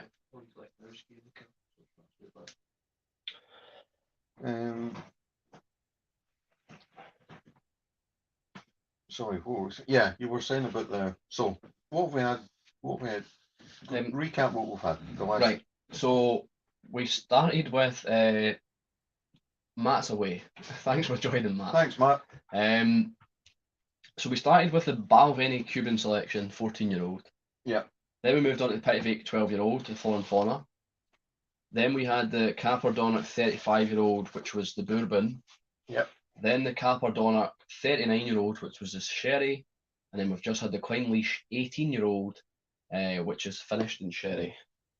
I'm not sure it's matured, but. Okay, so the Capardonic sherry. You're first. First. Bourbon. I'm torn between this one and the bourbon one.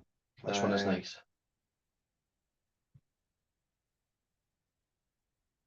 Bourbon. Like, I could almost put this in front of the Capardonic one, almost, but I think the Capardonic was just that touch better. So sherry, bourbon, then Clinleash, then Pitavake, Yeah. and then Balvenie. Yeah. So the only difference we've got is we've got the sherry and the bourbon Caperdonoc's the other way about. Yeah, but you're like obviously, well, you're quite a bourbon fan, so that's no surprising. Bart said Doug's exclamation mark, and he said enter the hairy sausages. Hey, this show goes out to under 18s. You know, you can't be talking like Well, your hairy sausage has almost been out all night with these shorts. that. So Toro's saying sherry cask is so vague. It is. It's a vague. I hate it as a descriptor. Aye, sorry, the sherry cask was what? Use the distillery name. Oh, so it was the Caperdonner. Yeah, the Caperdonner sherry cask. But it's when a distillery says sherry cask or finest sherry cask rather than actually say which sherry it is. Well, it's interesting because I didn't know. I let my dad taste that canasta cask, and apparently it's really quite rare. I don't know whether they don't do canasta anymore because I think it was a marriage of two sherries. But apparently it's quite rare to get a canasta sherry cask. So he's saying the whiskey and sherry industries never tell the truth about what is going on. He's been to a few distilleries and they've revealed some stuff distillery reps never do. Yeah, I've heard some stories, some alarming, if you will, stories as well. So Stevie, we've heard a couple of stories, maybe not necessarily about sherry. We've heard the common filling of a cask just with sherry, leaving it for I don't know how long, and then just pouring it out. Well, that's the other thing is there's a difference here because you've got whiskey that's been in a cask, which was used to mature sherry in. Yeah. But what you've got now, a lot of them, if you read it closely, a lot of them is an oak cask that's been seasoned with sherry. Yeah. Now, how long would you season that? Do you like stick it in the fridge overnight and like tomorrow? Like marinade. Exactly. It's so like these are all shortcut ways when there's a shrinking availability of the real McCoy. They have to find different ways of. We should have transparency and what's the word? Can you spell transparency? Yeah. Not sustainability, but when you can kind of search back the history of it and where it's came from. What's that word? Traceability. Traceability. Yeah, you would. Transparency and traceability would be a great thing to have in whiskey. Yeah, So Toro's saying I meant that I've been to sherry bodegas in Spain, not distilleries. Right, yeah. Sherry cask is so vague. The whiskies, yeah, right. I see what you're saying. So, and there's all different types of sherry as well. Everything's sherry means dark, rich, red, but there's pale sherries, white sherries, and just the same as there's white ports and tawny ports. Yeah, but there's so many different types of sherry. We all assume that. I mean, when I look at a whiskey and it says sherry cask, I look at the colour and go, wait a minute, it's not. But then you have to remember, not every sherry is like a dark and rich. Yeah, I suppose that's the difference between like PX and like Oloroso as well. PX can be quite a sickly kind of sticky sherry. Andrew's just saying Glengoyne and Tamdhu season their cask for 3 years, so they tell me. 3 years, okay. Toro's saying canasta is a cream expression like Bristol cream, sold by the producer Williams and Humbert. I don't know if I've had canasta sherry or whiskey matured in. I'm not even so sure they do much of it anymore. So somebody told me that it's quite rare to. It actually says on the bin of having one, rare canasta casks. So it's a cream expression like Bristol cream. Yeah. So the last one we've got is this Convo Moor. I'm trying to think if I've had a Convo Moor before. I've seen the label a lot, that kind of. Yeah. But I've never had it. 58%. Whoa. 1977 distilled, 2013 bottled. Scottish Malt Distillers. Bottle number 1221. Ow. So say that again. Distilled. 1977. bottled 2013. So it's 36-year-old. And it's still 50. 58%. So yeah. You'd think at that age you would think it would have lost a lot more than that. Oh, it's lightish. Which one? This one.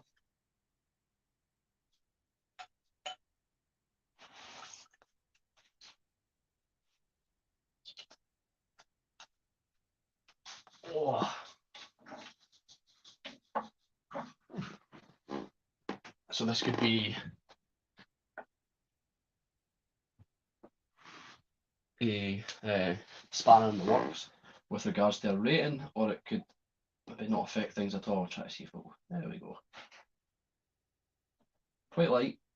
Could be bourbon, or is it sherry?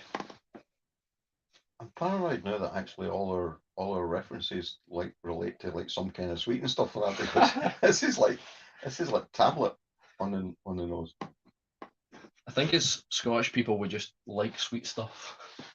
Well, but see, I'm not a big sweet fan, but it's the memories that it's the things.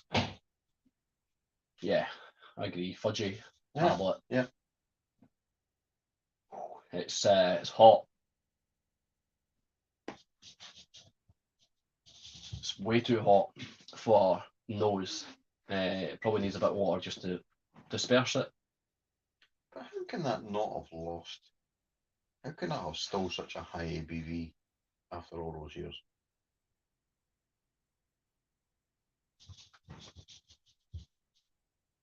What determines the rate that ABV drops at? No question for anybody that knows more than I do. I always thought it was like age, like It should sort decrease. of gradually sort of come down. I suppose it just depends on the cask as well. Does the cask like take more of the whiskey in? The Angel share that year? Has it been a particularly hot or cold year or whatever? I'm not sure about this one. No, it doesn't give away much on the nose, other than I'm expecting something a bit sweet and maybe even malty. Well, I've had a little cheeky taste. Oh, did you? Yeah, it needs I water. did, but I didn't do that. You did with the last one.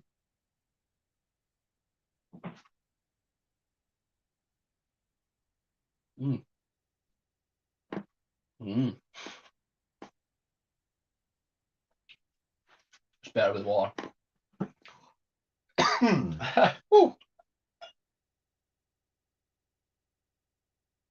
I'm just getting licorice again though.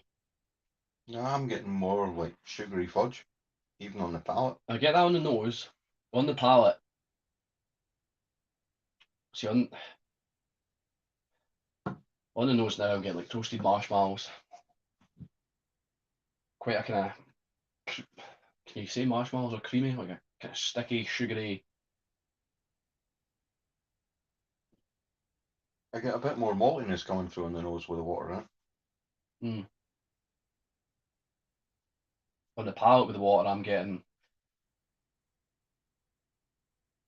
like I don't know, melted halloumi and toast. Really? I've Like never had that in my life, so I just need to agree with you. like a melted, like a creamy cheese. Maybe not halloumi. Something kind of light. I'm even getting crisp green apples on the nose now. I'm getting something quite creamy and thick, cheese-wise, and toast for sure. See what some comments are saying. So Toro's saying they still sell it, the Kanaska, but it's unusual that they would sell a cask. It would have to have been a cask filled with stuff before going into the Solera system. The dark apps of sherry are worse than whiskey. I once went to a bodega that told me they leased their cask to Suntory. That is not public knowledge. Lease. Andrew, some distilleries use to fill casks at higher strength than today, usually 63.5%, which is today. I think that may have been over 70%, which makes sense. So I suppose obviously the higher you bottle it at, the I mean, you've got to remember the demand for sherry drop like a stone. Hence why they transfer to like bourbon and stuff like that. You know, at one point there was even stories of them just pouring sherry out a cask to get the cask, because there just wasn't a market demand for the sherry. On the nose. See those bracelets you used to get, candy bracelets? I don't know if you got them when you were younger. Did you eat anything normal that wasn't a sweetie? I know this has been sweets descriptors all night, but see did you ever get them? The ones that came in like an elastic kind of ring, and round them were the little ring sweets, and you could bite one off and you could ping it. You could ping it. That's what I'm getting. Like I kind of try to think what would be close to it. Yeah, sherbety. Like yeah, sherbety sweet, but hard. Not soft sherbet. It was like a candy bracelet. Stuart's just gone way off script now, by the way. It's just, I don't know where this is coming from. Have a guess how long we've been on for? Hour and a half. Hour and a half. Yeah, I'm enjoying this with the water. It needed the water at first. Yes. Well, I was a bit like I held on to it and I thought, oh, this is interesting, but then the alcohol overpowered me.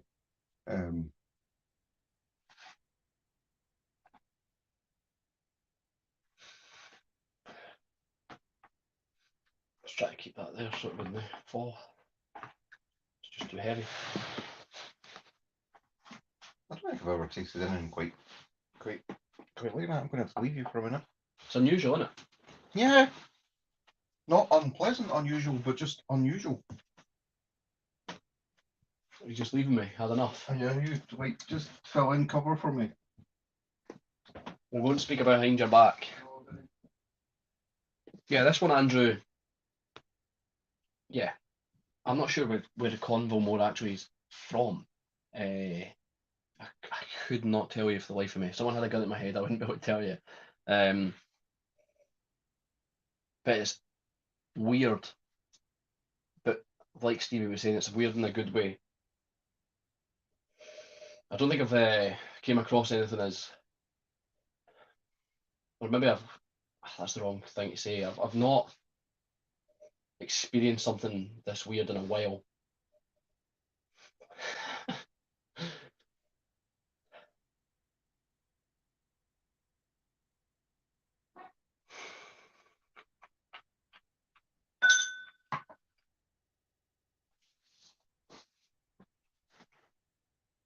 I don't know if I would say it's better than the. Try to think of how I'm rating things, and I don't know if I would say it's better than the Pity Vake, because it's weird, it's unusual, it's something I've not had before. It's old, it's 36-year old. It doesn't necessarily mean it's better. It's just different. It's unusual. It's almost I need more. I'm not asking for more, but it's like I need more to grasp what's going on, to actually understand it and fully appreciate it. Stevie's kept a little bit behind so he can try a little bit more, but it's unusual. It's such a weird dram. It's nice though. How many people have we lost because I left? We lost one, then we gained two, and then we've lost the two again. So they came on and just saw you. Yeah, they just saw me. Yeah. Yeah, this is. I've not got a benchmark for this one. No, that's I really don't. too much man spread. Convo More is at the top end of Dufftown. William Grant and Sons used the warehouse buildings, but there are no stills anymore. Yeah, I was trying. Like, I could not place it whatsoever. So Speyside, if it's at Dufftown. Malty and brittle toffee. Yeah, that goes with the tablet. I just think it's weird. Do you think it's like? Do you think it's well balanced? Like, or do you think it's a bit over the place? I wouldn't say over the place, but I feel like it's quite. It's confusing me. It goes from like there to there to there to there. But it's fine because it's intriguing. It's keeps you on your toes. I wouldn't say it's unbalanced. I wouldn't say it's not well put together, but I just think it's like in a couple places.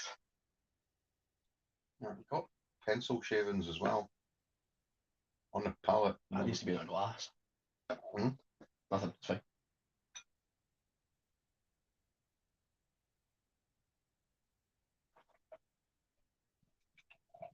Yeah, the jury's out on this one.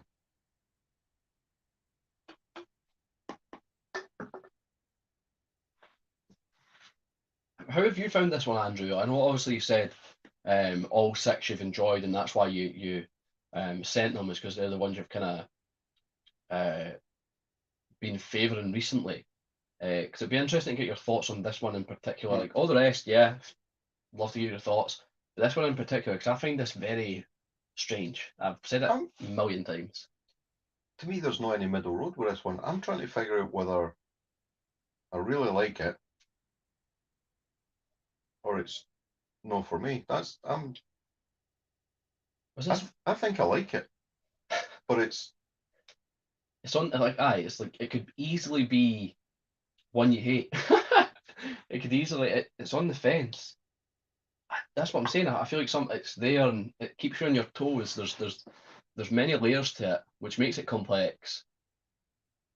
I wouldn't say it's unbalanced, but I would say there's something that throws you off with it. layered like an onion. Layered like an onion. Onion boy. But it doesn't taste like an onion.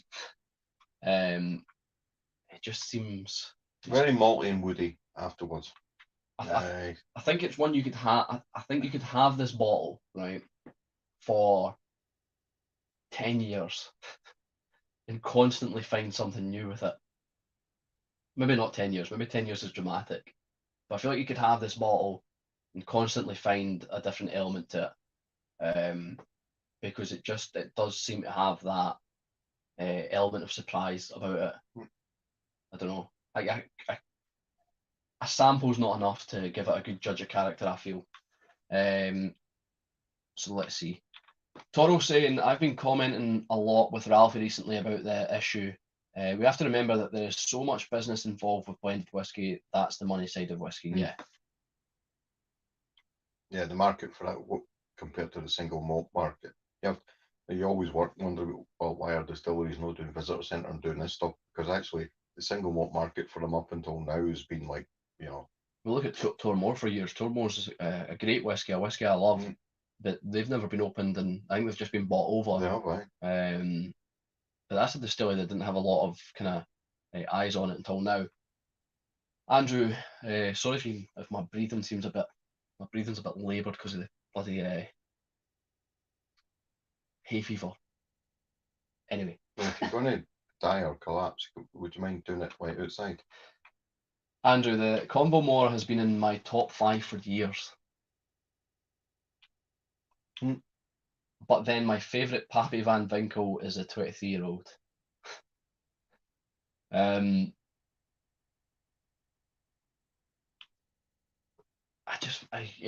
think it could be. You could have that in your. You could have that in your favourite for quite a while because it's ever changing and it maybe changes to your mood. Because there's that thing where if you've ate something or your mood or the temperature or how it is outside can determine how you take a whiskey. But I feel like this whiskey would almost be flexible to your needs rather than the other way about. Does that make sense? Absolutely, only to you. Highland Park has gone down the bin, but they supply whiskey to Famous Grouse. That made Energen an incredible 820 million last year. That's Slay's single malt. That's a lot of money. Yeah, that one's tricky to rate. I was going to say the Petit Vake over that one, but I think this one just takes. I'm toying between putting it in third or fourth place. Oh yeah, I am. I think the peculiar element of it, yeah, it's. I do wish I had more. That's what I'm saying. I feel like you need a full bottle to. Andrew, just give us the bottle, will you? That's what he's saying. Not at all. But yeah, give us a bottle. Yeah, I'm really. Would I like it if I had another one? Would I get to like it more? I don't dislike it. Such a weird whiskey. Yeah, it is. It is. So we'll do the rating. We've had them all. We've got the list. I'm actually just going to put the bottles back in here for, everything's fallen, for transporting. Makes things easier. It's a very nice way of That's quite sending cool. drams. Quite a cool box, yeah. I'll show everybody the way that Andrew's kindly sent some drams. It's very efficient, as you can see. It's a little tasting set, and he's put his own whiskey in there. So we've got the list. We'll go through 1 to 6. How many is there? 6? 6. 6th place to me would have to be the Balvenie. 6th place to me would be the Balvenie as well. So not the youngest, surprisingly, 14-year-old, but the lowest ABV out of the two. 5th place. Will I do my 5th place first? Will we do a place each? Yeah. 5th place for me would be the Petit Vake, which is a 43% as well, and 12-year-old.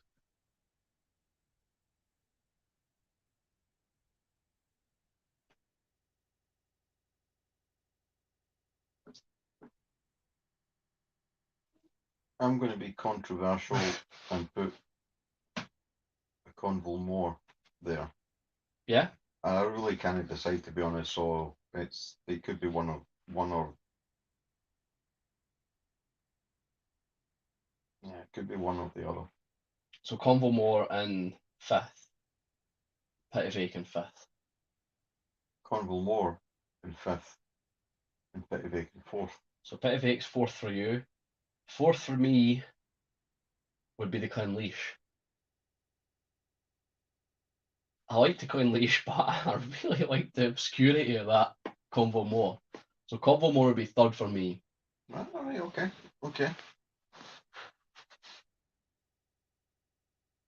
And really, it's maybe unfair to the Conville more, but I'm really placing it because I really can't decide. It's that's what I'm saying. It's such a it's a really weird dram. It's So that's 4th. What is your 3rd place? 3rd would be what we got left. We've got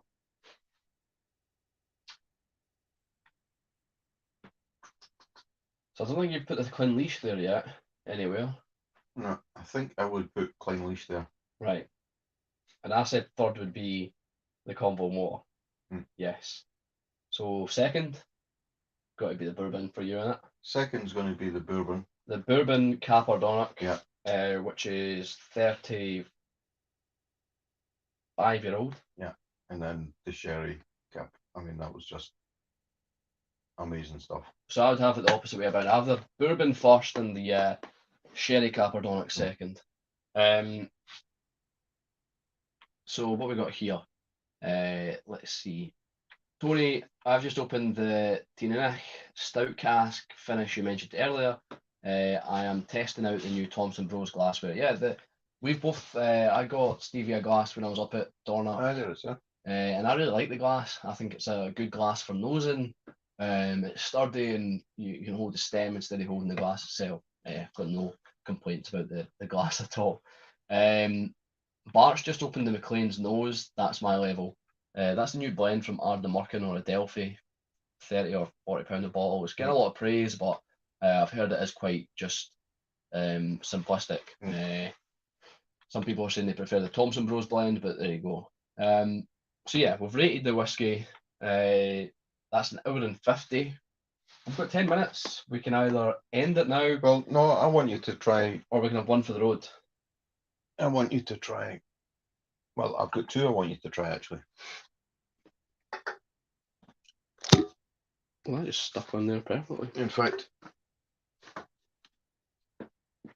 cover your eyes because I'm not going to tell you which one's which. Okay, that's right. Right. So what are you bringing out so now? If you hide for the camera, which I'm sure most people will like anyway. Well, Bart said, so what are you bringing out now to add to the old and rare theme? Early still. It's no. Okay. All right, that's a challenge. That is. Right. So am I hiding my eyes?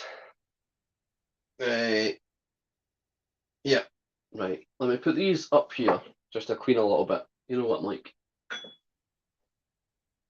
That candle won't set the whiskey on fire, will it? Right, I have to hide my eyes. Well, you're in charge.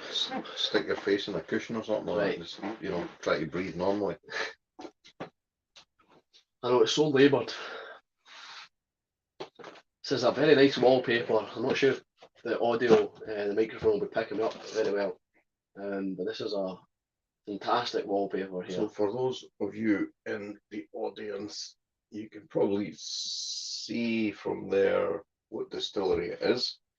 But I can't really say too much more than that. I can say I've never, ever, ever had a whiskey in this cask. Right, Stuarty. Right. There's the mouse away. Squeak, squeak. Right. So, put that back there. Have you got a dram of this as well?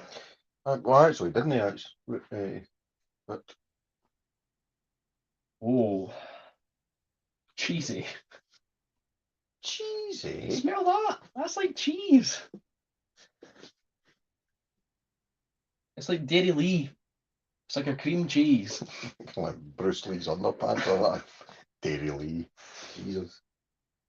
It is. It's like Dairy Lee, but not. It's not bad. We've, Quite like Dairy we've Lee. never had a whiskey in this type of cask before, ever. Dairy Lee's almost like fake cheese.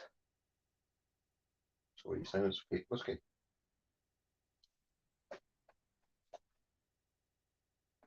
I reckon you can still tell what's behind it in terms of the spirit.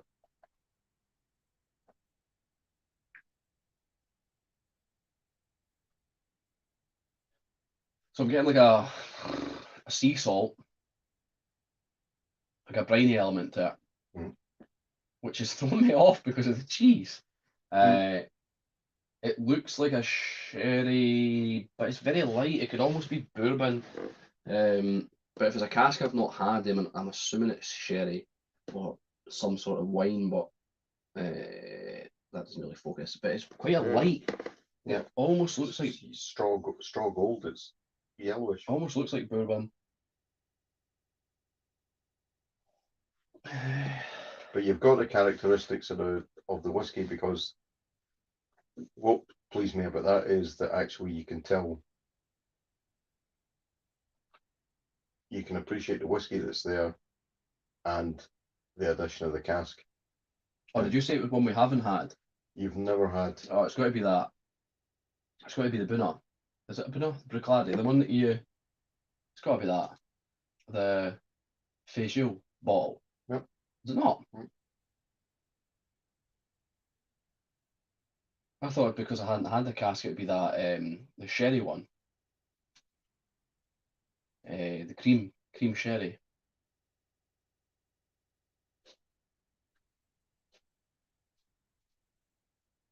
I'm not sure what distillery it is, but I'm definitely getting like a solid sea salt. You could narrow it down because you've already got the flavour profile from it. So it's like a coastal distillery. But the cask. You'll never get the cask because I've never even tasted the raw stuff that comes out the cask, never mind. What do you think of it? It's quite. It's weird. I don't think the nose ties up with the palate. The nose doesn't tie up with the palate, but it's not bad. I don't think it's bad at all. Right. So I'll tell people. So Go cask type first because I feel like I can get the. I feel like I could get the distillery. what distillery would say it is? I think it's a Highland.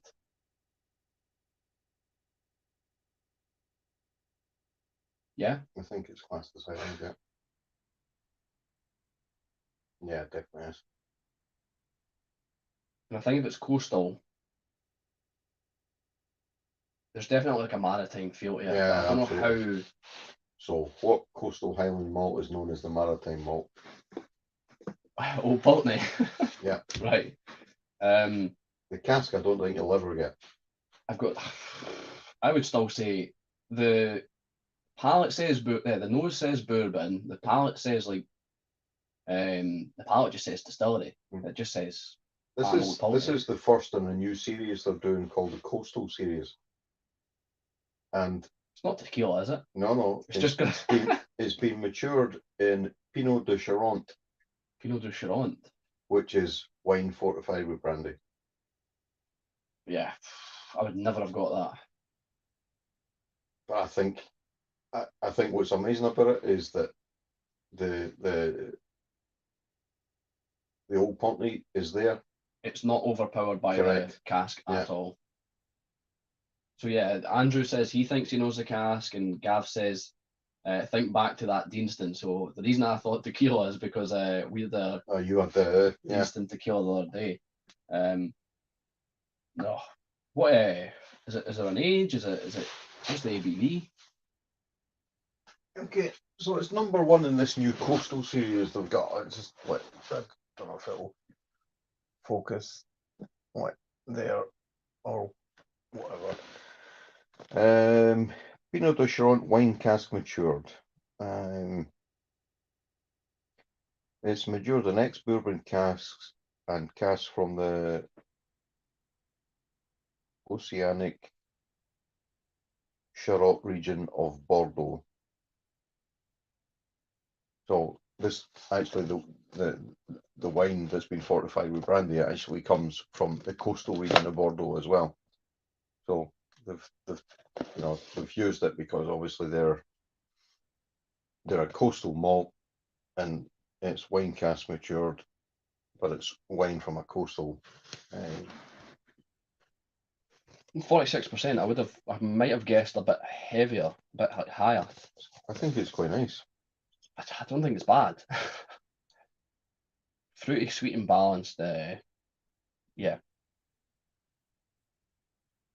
I think that it's. I mean, if I got Old Pulteney at a push, you don't lose the distillery at all in it. No, I think you can definitely. So yeah, Andrew says he was right. Haven't tried that, but I've had the Balvenie 16-year-old, which must have been matured in the same thing. So yeah, it really is a totally different and unusual. Because obviously I knew you said we hadn't had the Bunnahabhain. And then when I was thinking coastal on that, when I was getting coastal notes on it, I thought it's got to be the Bunna. But I was saying, because I opened it at my dad's, and I was saying, like you'll be able to narrow down the distillery, or at least geographically, roughly, because the Old Pulteney's no lost in it at all. This other flavour profile that comes to me just it complements it. Complements it, yeah. It is nice. It is sweet. It's just the cheese. That cream cheese was just weird. I'm still getting cream cheese. But it's nice. I like Dairy Lee, that fake cheese. Bart once had an iron in that cast type when they did those weird finishes. Yeah, I remember that. To give the young stuff some buzz, or give it some hair in the buzz. Maybe hair in the buzz a wee bit better. I do remember it fondly. So Bart's obviously from the Netherlands, trying to get his Scottish a little bit up. So he said, well, if he can say buzz, then that's true. You know. And I mean, yeah, buzz is probably give it some buzz. I'd maybe say give it some hair and buzz. Yeah, he only needs to throw in a few F words and some buzz, and he just generally anything you tight. say, and you'll be all right.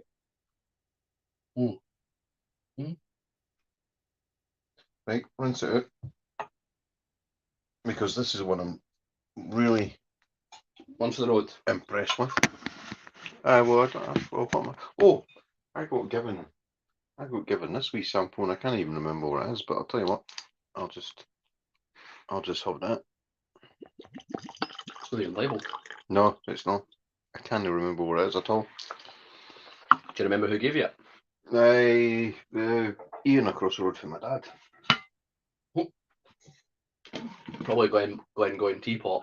No, it's not. Right.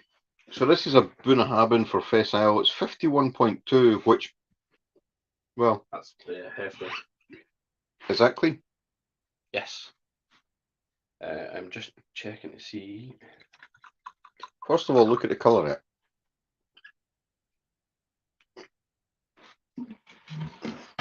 So what did you say this was done in? Oh, It's a creamy. Canasta sherry butt.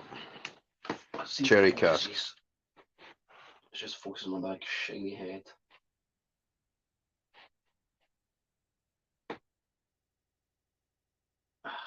Not at all. Not having it.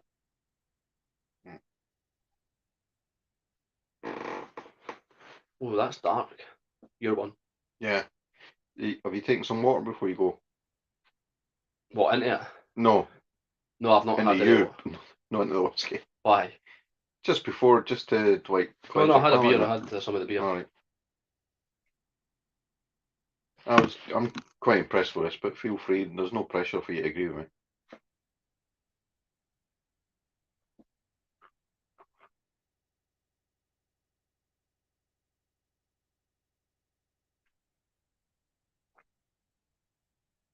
Do you know what it reminds me of? Some kind of sweetie. Like a dessert wine. Is it Takaji? Takaji? It's like that sweet wine. Isn't it just like mouthfeel, just remarkable? You really putting water in it? Just a wee bit, just to open it up. The mouthfeel's the mouthfeel's great. Like for 51.2%, it's. Ooh. Getting It's strange because it's not got the usual sherry notes that you would get from like a sherry whiskey. It's all, I mean, I've never seen a canasta in that glass, so I don't know how dark, how light, how rich, how whatever it is. we were talking about perfumes and aftershaves earlier. Yeah. My dad used to wear a certain type of aftershave. I don't know what it was, but it smells like he's after. It smells like either he's aftershave or like shaving foam. You tell me that smells like Brute, I'll kick your ass. It's no Brute. It doesn't smell like Brute because my dad didn't wear Brute because he got gifted Brute, but he never wore it. It's like it's like a manly.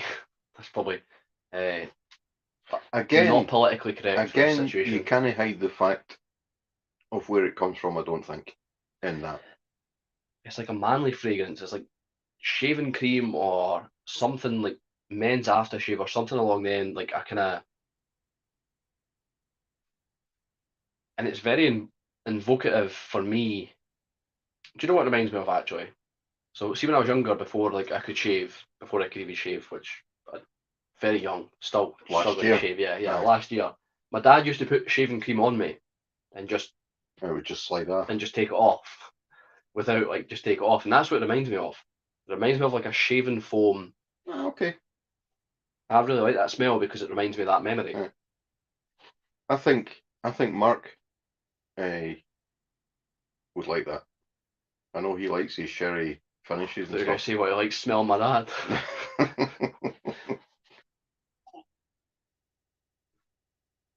I mean, that's non-age statement. I thoroughly enjoyed that when I opened it. I wasn't sure what to expect, whether it would just be like, they just chucked anything out for Fess Isle. Oh, by the way, can we ask, has anybody out there been to Fess Isle? I mean, I've seen a lot about it on, well, you see it on Instagram and stuff like that, and obviously there's loads of bottles produced, but has anybody actually went and experienced it? So Andrew's saying he had a taste of a chichibu from a creamy sherry cask that may be similar, but the bottles go for silly money. Yeah, I don't know. There's something about it. It's definitely the shaving foam memory I can't get away from. The thing is, how do you rate it? Do you like it? I do. I mean, I would buy another bottle of it. Some places are selling out of it, but for 85 quid, that's a really good dram.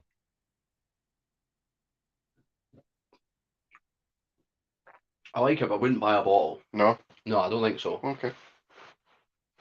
That's just me. Well, you know where the front door is. I've no idea what this is, by the way, but this is nice. It's very dark. Let me Yeah, let's see if I can focus it. Should focus because it's a wee bit darker. It's trying its hardest to focus. I'll message my dad and see what. There it goes. Okay. Oh, message from my dad. Tell Stuart he is holding the bottles too near to the screen to read. Nut job. That was ages ago. an hour That is ago. dark. Right, I'm going to ask. Hang on, hold on. I'm just going to ask him. So Tony's saying, "Is it the smell of old man spice?" Nah, it's not old man spice. That's not something my dad used to have. It's more like the Gillette kind of foam, or like the gel that turns into foam. It just reminds me of that fragrance. Maybe his aftershave. I can't remember what aftershave he used to have. Going to say maybe he's I think he used to have Boss or something, but I'm not sure. It just reminds me of that smell. Andrew Butler, I've avoided physio because I don't do well with crowds. Yeah, that's fair enough.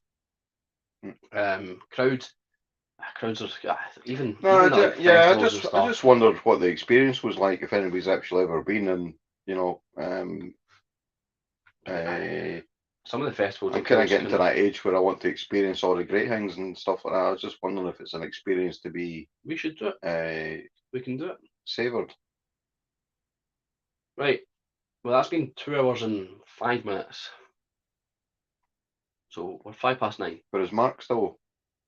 I'm not sure because Mark's is at the football. Is he back for the park? I don't think he's back to the park. I thought he said he was home and he opened a bottle. No, he was not drinking. Ah, okay. I'm trying to find out what this is because this is rather nice as well.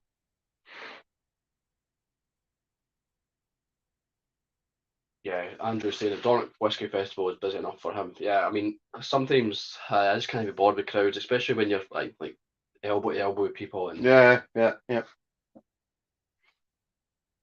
good meeting people and that, but yeah, it can be a bit I just much. wondered, like, just how, is it a big deal on the island, or do actually quite a lot of people actually go there from?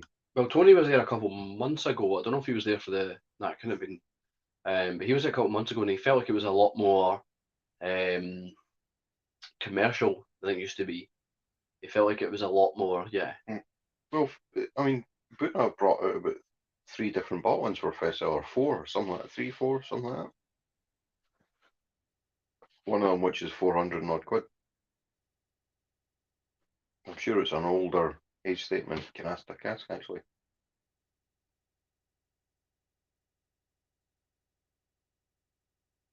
But no, you see a lot on Instagram about it, and I just sort of wonder whether are we missing out? Is it something we should go and experience, or? Well, maybe it'd be good for the experience, but yeah. It's like I always want to go to the Malts Festival in Campbelltown, but it's try to get there for the times off. Oh, I remember this. You remember after you got a text? Yeah. Sorry, No, I remember because it's a distillery I've never really. Well, I've had one of it before. just a quick one. Bart says for Isla, I suppose they just trade in pork sandwiches for oysters, and cater to the nude crowd. But yeah, but there's a fly. But funnily enough, like when we were at Isla, the wife that was making wine, she said that she traded her wine to the local gameskeeper, didn't she, for meat, for venison and stuff. Yeah, it's a great wee. It's like all of these islands, to be honest. Like we all live in a world so far removed from those island communities where they are still heavily dependent on community and each other, which is it's rare, like in modern times. In places like that, they've still got it. So as you say, she made the wine. The gamekeeper brought in whatever it was, a pheasant or whatever it was, and they traded each other, and that's how the community sort of like get by. They support each other and stuff like that. Imagine living. Well, we can only imagine what that's like because that just doesn't happen anymore. No, really. So do you know what it is? This here is an inch gower.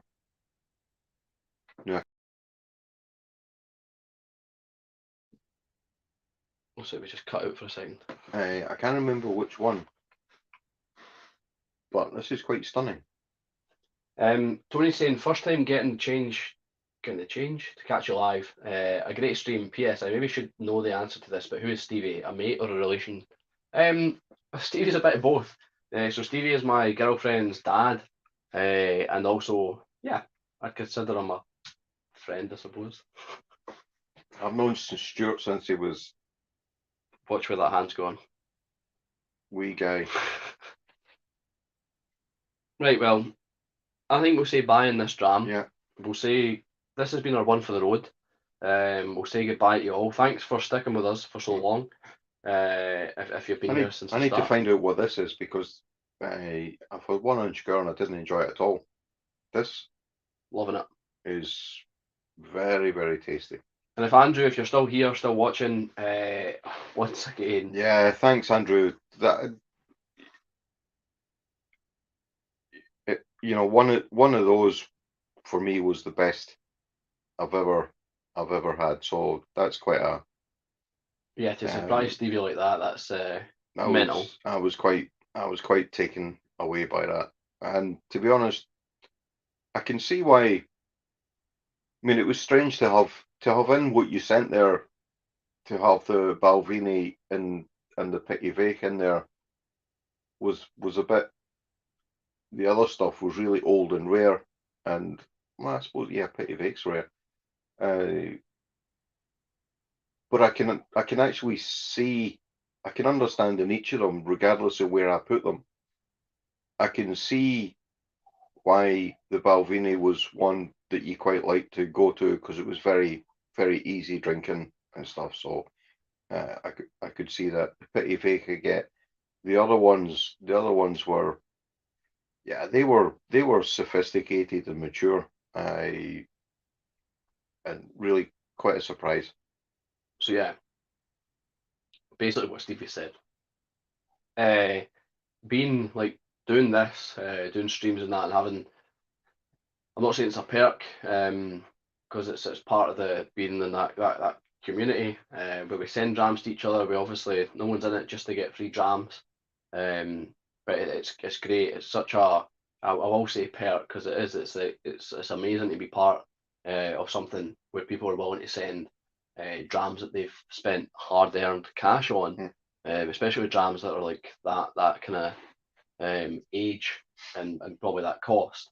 He's saying the Balvenie was a limited release, so they changed it for the Caribbean one. So that's understandable. But the Caribbean came after. Yes, after.